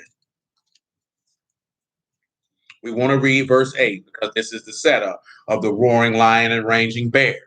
And we're going to look at those. Some of you should recall what the text says about a lion and a bear. Who can tell me what the text says about a lion and a bear? Together. Is it in Revelation? It is in Revelation. It is in Daniel. But those are not what we're looking for. So now that kind of narrows it down, doesn't it? You know what I'm talking about? Like my man said. But yes, lion and the bear together, excluding the book of Revelation and the book of Daniel.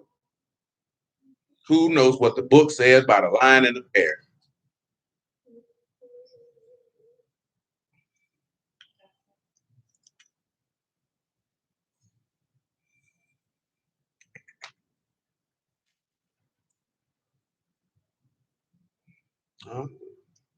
Yes, sir. 1 Samuel chapter 17.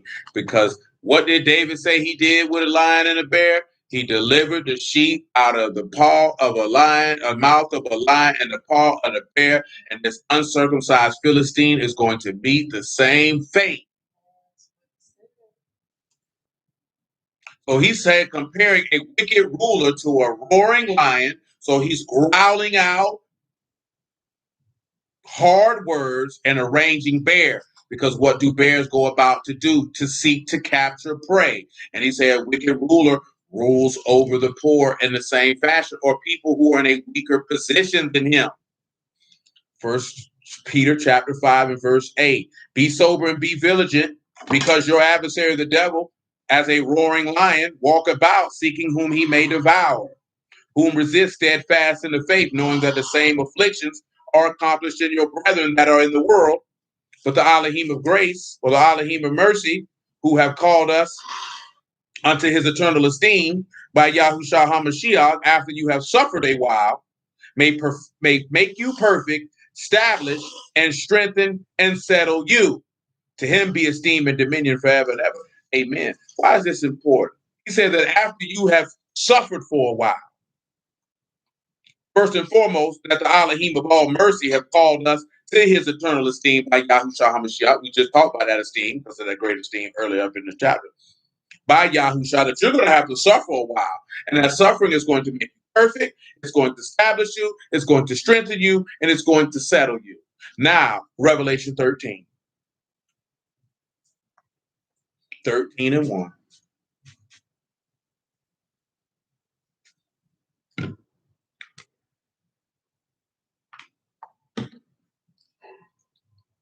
And I stood upon the sand of the sea and saw a beast rise up out of the sea, having 7 heads and 10 horns, and upon his 10 horns 10 crowns, and upon his heads the names of blasphemy. And the beast which I saw was like unto a leopard, and his feet were as the feet of a bear. Now again, remember what that is. That's a raging bear. That's shakak. This is someone who is roving, ranging, rushing to and fro, to run, to be eager, greedy, or thirsty. So he has the feet of a bear. What do bears move around and eager and thirsty to do but to slaughter? And his mouth was as the mouth of a lion. And the serpent gave him his power and his seat and his great authority. And I saw one of his heads as it were wounded to death, and his deadly wound was healed. And all the world wondered after the beast. Y'all know the rest. Y'all know this man gonna speak great blasphemies against the tabernacle of Elohim and against the people of Elohim and those who dwell in heaven, and that he's going to make war with the faithful ones and overcome them. So again, and we just briefly, because we could come back to that. That is a whole isolation. Verse 15 is a whole isolation by itself. Because Pharaoh was a roaring lion and a raging bear. The Syrian ruler, whose name is Ben-Hadad, was a roaring lion and a raging bear. Because they were wicked rulers over poor people. Absalom.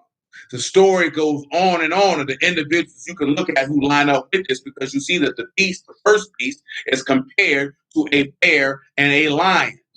And what is that in it? Because the lion is considered to be what? The lion of the tribe of Judah, or the leader. And he's growling out what? Lying words. And then he's moving around like a bear, because bears move around to capture prey. So what he's looking at is he's looking to capture you with false words, and that's how a wicked ruler rules over weaker people. But we shall return to that. Verse 16, the prince, this is Proverbs 28 and 16, by the way. The prince that want understanding is also a great oppressor, but he that hate covenants shall prolong his days. Now, it says the prince that wants. When it says wants, it's kasser. So you know that's Kat, Samak, and Raj. This is an individual who wants to grab hold to Yahushua to be sanctified, but he's not sanctified because he is in need and he is lacking.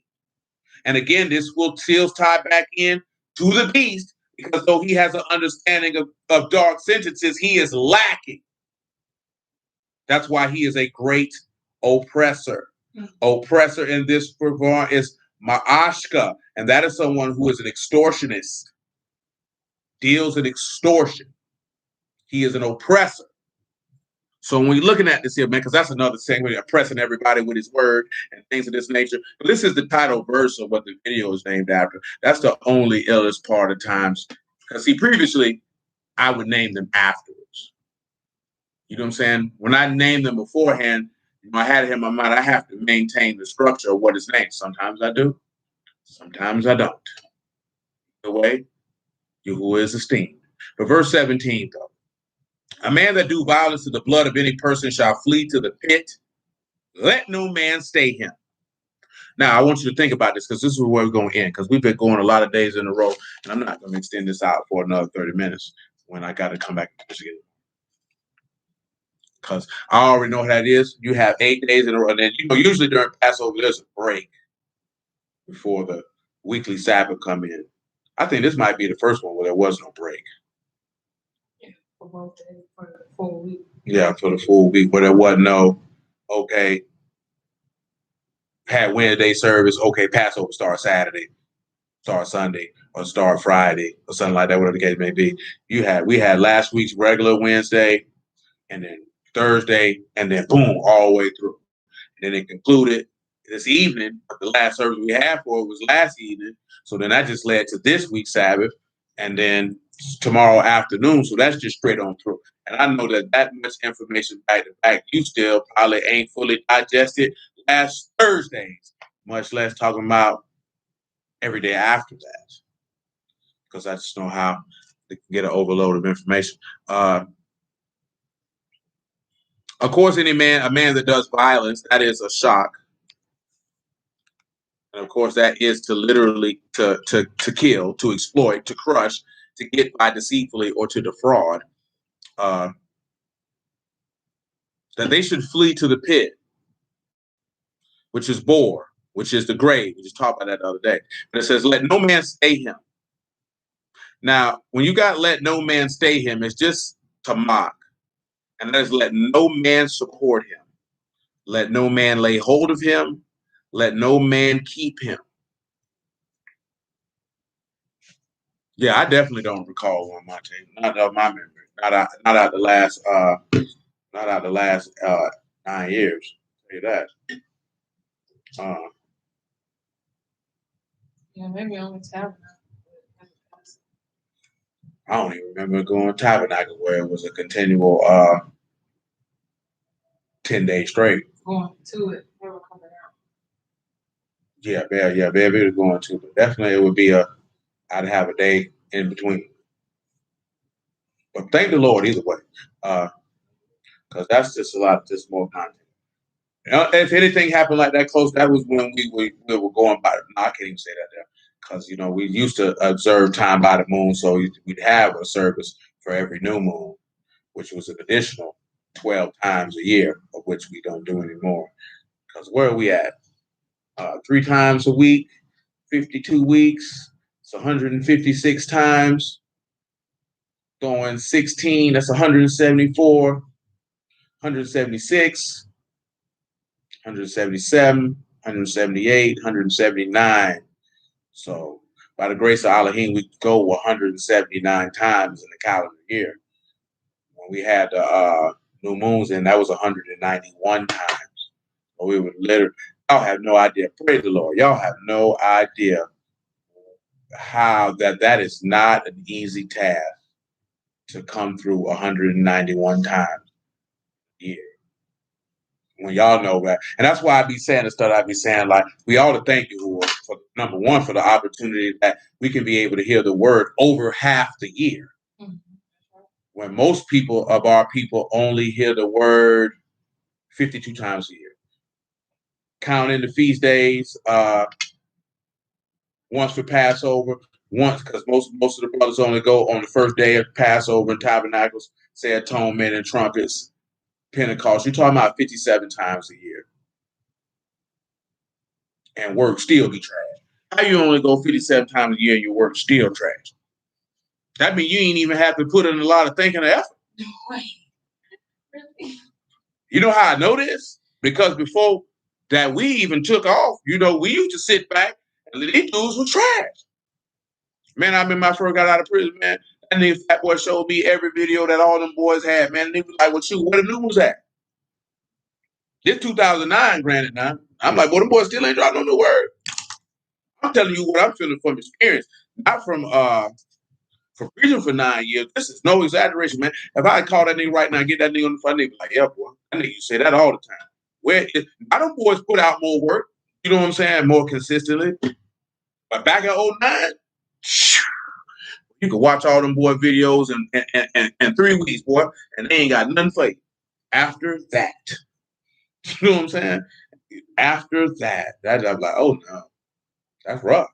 You know what I'm talking about? But there will be no one who will help someone who slays a man's blood by violence or oppression. And we're going to look at those things in regards to Satan, regards to the beast, regards to those who preach the word falsely. And of course, go back over some of those other verses. Because that's kind of what we looked at when we were talking about Job in Job 16, though, that his friends were doing. But, hallelujah for Yahushua and word. And I appreciate y'all time. I bless y'all the house of Elohim. But I really mean that. I've said this to y'all previous times. Some of y'all who've been around longer, y'all know that. Like, that is a blessing from above. It is. One day, will be some. Indeed, because I can tell you, right? And Little Muffin and White can bear witness. And if Nell on here, she can too. We used to go, well, Muffin didn't know, they could come to the house. I stayed in San Marco with Jason. Muffin and slide through. We do something. That joint was a little different. Then when me and Nell stayed over there off in Old Vizcaya, of course, Muffin slide through. And that was a daily thing because, we would break off people in the neighborhood. You know what I'm saying? People come around, everybody knew what we was on. But that was a daily thing. We in the house. You know what I'm saying? It wasn't let's do this for the Sabbath, this, that, then the third. Like, yeah, we go do the word on Sabbath and then we would slide, kick it with Josiah. But mainly, used to be in the house. And of course, they used to get the text messages that I would send to everybody, stuff like that. When we went in townhouse, it was only one day a week, one Saturday. You know what I'm saying? Saturday evening. And that was it. And then how did that end up? Leanna, when Muffin had moved off of Bay Meadows Road, or near Bay Meadows, whatever the apartment was, she asked, could we go Saturday afternoon? And that's how Saturday afternoon started. Because it was just Friday night. She came over there Friday night, did that, and she said, can we do it again tomorrow? I'm like, well, shoot, if y'all want to, that's up to y'all. You know what I'm saying? That's how that happened. Now, we had already been going the entirety of the week for Tabernacles and Passover. We was doing that anyway. You know what I'm saying? So that wasn't no pressure when we get to that. But we ate every day. But I don't know if I didn't record every day. I don't recall recording every day. I think we went through the word every day, but I didn't record every day. And then Wednesday came, I did think about it, and I had already made that decision. And I remember Muffin and a couple of other people asked, could we do that? And that's how that began. And that's how we end, because they say, hey, we need something to bridge us from the Sabbath. That's how that began. All the stuff was organic. It wasn't nothing like this is what we're gonna do. Truth be told, it came is because people asked for it. So since that's what they asked for, and they felt that that was beneficial to them, that is what we did. That's how we end up going through the word as many times as we do. So of course we have to always give major, major honor, praise, and esteem to the living Elohim by way of Yahushua for that opportunity, because it's only by his grace and mercy that we even have the ability to even go that many times and the information not be redundant, not be bland and banal for that matter, that we're able to derive more and more understanding of his will and his way that our souls might be saved. So always give praise and honor and esteem to him for that regard. And don't take it for granted, like, dang, I got that nigga going live again. Because I'm telling you, it's people who they don't get that. They don't get, they might get that much, but they have to go through multiple different avenues to get it. Not the individual that they fool with. Imagine being affiliated with somebody and you could only get the word once a week. Because that's not what happened when they were in the land. That synagogue was popping every day. You know what I'm saying? There was somebody bringing forth word every day. This Shabbat was just a special time, but that word was coming every day. You imagine you somebody and you can only get the word once a week. That means that word precious for you. Yeah. I just tend to mention this to y'all because I know that we can get complacent because we do it a lot and we're extremely consistent. Because out of the time period since 2015 that we've been going 3 times a week, I only missed one day. And that's when the starter went out on the van. I stopped to get something and I needed to go. And I cut the car off, hoping it would cut back on. And then it didn't cut back on. I should have just went straight to the house. Out of 6 years or 3 times a week, I've only missed one day. You know what I'm saying? And that don't be I don't take days off. You know what I'm saying? Sick, injured, pain. That don't make no difference. Ain't no days off. You know what I'm saying? Yahuwah don't take no days off, so I don't take none either. So as long as he allows me to be above ground and functional, and that trap is going to open. You know what I'm saying? That it don't take. There's no days off. That junk tripped me out when I first started, nigga, and people be talking about, oh, pastor taking a break. And I'm like, niggas do that? Yeah. You know what I'm saying? I just didn't think that was that didn't compute with me based off what I was reading.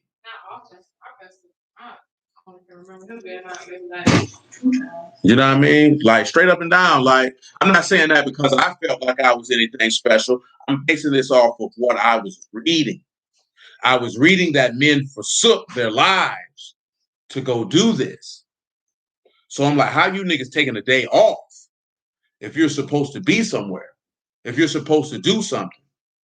You know what I'm saying? Oh, praise you. That's all that's why I'm mentioning that. Like anything that I process. I remember when I was talking to my homeboy years back, man, we had hit this dude up like, okay, get baptized. And he was like, okay, my homeboy telling me, you got to be a part of a church when you get baptized. I'm like, where you read that at? Because I've never read that. So where are these people getting that from? You know what I'm saying? Now he's telling me just the manner of how most churches are ran. And I wasn't disputing with him with what he was saying because he was being more knowledgeable on it than I would be because I didn't know. But for me, my mind is automatically going to what's written. I don't see that in here. I didn't see Peter say. That's why Paul went off talking about, oh man, you say you were Cephas, you say you were Barnabas. You know what I'm talking about? Because they baptized you. He said, I'm glad I ain't what you want. He said, I'm glad I didn't baptize any of you. You know what I'm saying? So that's where my mind went at. So of course, when I'm talking about 2009, 2010. I'm not talking about no bruise or nothing like that. I just heard people say like, "Hey, oh, pastors take days off," or now I done heard Bruce say, "Oh yeah, man, I had to stay not preaching. I had to. Oh, I ain't no service this week. Service postponed." I'm like, nigga, how? How does that happen? I remember this nigga used to feel like, okay, because we stream on a Thursday and a Friday, a Wednesday and a Friday, that I could just go anywhere and I don't necessarily have to be in the city because you streaming anyway. And for me, I felt like that was disingenuous. You know what I'm saying? Yeah, by technically, it doesn't matter, but to me, that's just disingenuous because that means that I'm putting what I want to do above what has to be done. Yeah, I could say, you know what, I'm gonna go to such and such, and I'm gonna stay there till Friday because I ain't really got to be in these people's face till Saturday afternoon. To me, that's just a disrespectful move. That's just me though. That's just how I see it. I'm not knocking anybody who does otherwise. That's just my perspective. Just like I told Brother Reynolds earlier, y'all know that. I'm not going to market the congregation. I'm not going to market what we're doing. That's just not something that I do. I feel like that's corny. I don't knock anybody who do that. I understand why they do it. I'm not going to. Right. You know what I'm saying? Shoot, the junk lucky enough that I share the videos on Facebook. For me, that's doing too much. Just with that. You know what I'm saying? Stanley can bear witness. Shoot, Will can bear witness. Many other people can bear witness. I don't tell people I preach no word when I see them in public. Run up on them. If the Lord grant opportunity, word gonna get dropped. If they mention it and they want to talk about it, get dropped. Other than that, man, I'm not bothering anyone. I want you to think that I just don't know nothing. You know what I'm saying? And I'm gonna keep it like that. You know what I'm talking about? I've called them DMS boys one time downtown. People say, "Boy, I didn't even think you didn't even look like you knew no word." I say, "What does somebody who knows some word look like?" Because I had on slides and basketball shorts and a t-shirt, you assumed that I was an imbecile, a wicked man, a man who had no knowledge of the ways of righteousness. Whose fault is that? But I understand people are into image. I don't have people like, you don't look like no preacher. You don't talk like one. Well, what does a preacher look like and talk like? Because you want to judge me according to the standards of what? Hebrew garments? Suits and ties? Man, bump all that junk, my nigga. You know what I'm saying? At the end of the day, I want everybody to be a man, be an upright man. I don't care what you dress like, as long as you don't dress like no sis. You know what I'm saying? Be an upright man. Because I told a couple of these brothers that, and I'm going to tell all y'all this on here now. If I hadn't said it on camera recently, it is not my job to do anything but to assist you to be the best version of yourself and to save your soul and to be a man who can rule and govern himself and then rule and govern his wife and his children. And that's it. Y'all are grown men and you have to make decisions for yourself. You can come to me and ask what thought process, but at the end of the day, I'm going to try to guide you to where you can make that decision for yourself because you the one have to live with it. Matter of fact, brother can tell you that now. I ain't got to go in no detail. He mentioned something about one thing, and him mentioning that, he mentioned something else, and we seen the root of the matter. Now we can have a conversation. Now he can sit back and be able to do the work that's necessary so he can be the best version of himself. You know what I'm saying? I'm not here to rule over no man and tell no man he got to do this and he got to do that. You ain't got to do nothing because you the one got to live with it. That's one thing I've always understood from a young man, that you can't tell nobody what to do with it on a decision that you don't have to live with the consequences. We can look at the pros and cons, and y'all are wise men. Y'all ain't foolish men. Y'all not stupid men. Y'all know how to do things. Y'all know how to think. You know what I'm talking about? And I think a lot of brothers who, when they get in a position, start teaching the word, they don't really be looking at it that these men are capable. And y'all young men on top of that. So of course you're gonna have to have the ability. See, that's all your father would do, especially say more in modern times. They're gonna give you the information for his son to make the proper decision. And you know why? Because he trusted the intelligence of his son to choose wisely. See, most individuals don't do that because they don't trust the individual's ability to choose wisely. I trust all of your abilities to choose wisely. If your decision ain't wise, then we just gonna look at why was it, what went wrong, and what we can do so it doesn't go wrong again. That's why I tell you that was sometimes that's why I don't always seek to chastise children physically. Because if they make a mistake, I would want them to be able to know that, okay, I can make a mistake and he's not going to go off on me. Therefore, I can come to him with my mistake and get the guidance that I need to correct the mistake. I don't want them to be fearful enough the way they don't feel like they can come and tell me they done made an error so I can assist them so they don't make the error worse. Most of us know how that is. If you know how your people going to react, you don't want to tell them when you've made an error because you know that they're going to snap and bite your whole head off. So you keep the stuff to yourself and you multiply the error. I don't never want no child that I have close correspondence with to ever feel that, hey, man, I can't go holler at him, man, I done made a mistake. Because, you know, I'm going to get checked, but I can take that because I know that it's going to try to understand what led me to that choice and give me the proper direction and guidance so I don't make a bad choice worse. That's something, especially with Black people, nobody really gives us that side of the game. You just feel like, because we're not thinking that far down the road.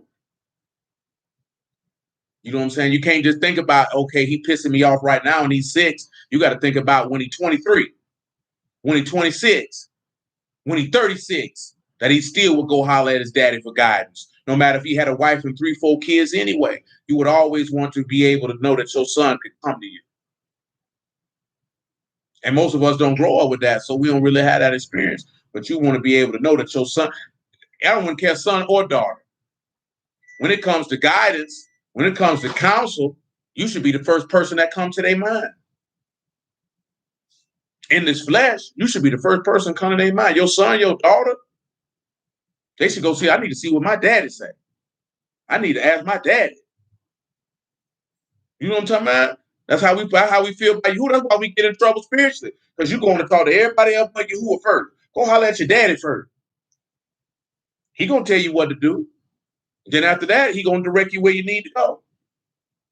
But the point of what the matter, what I'm getting at on the similitude side is seek Yahuwah first. But I appreciate y'all. I bless y'all at the house of Elohim in the name of Yahuwah, man. Y'all willing, man. We'll pick it up on tomorrow, man. Y'all keep it right, keep it tight, and Yahuwah willing till the next time. The Padres finally got a no-hitter. Hold on a second. Yeah. Hold on. Let me see what's in it. Oh, he said about promoting the word he did a couple years back out of service. How he didn't even mention their name. Indeed. Because matter of fact, because that's what Brother Marvin did when he emailed because he was like, man, I don't even know your name. Because, you know, it's probably, except for, that's the crazy part. Only y'all who are actually here in person actually know my name. Because I don't think I've ever gotten, I don't even think I know, I have never gotten on a video and mentioned my name. I don't knock anybody who does.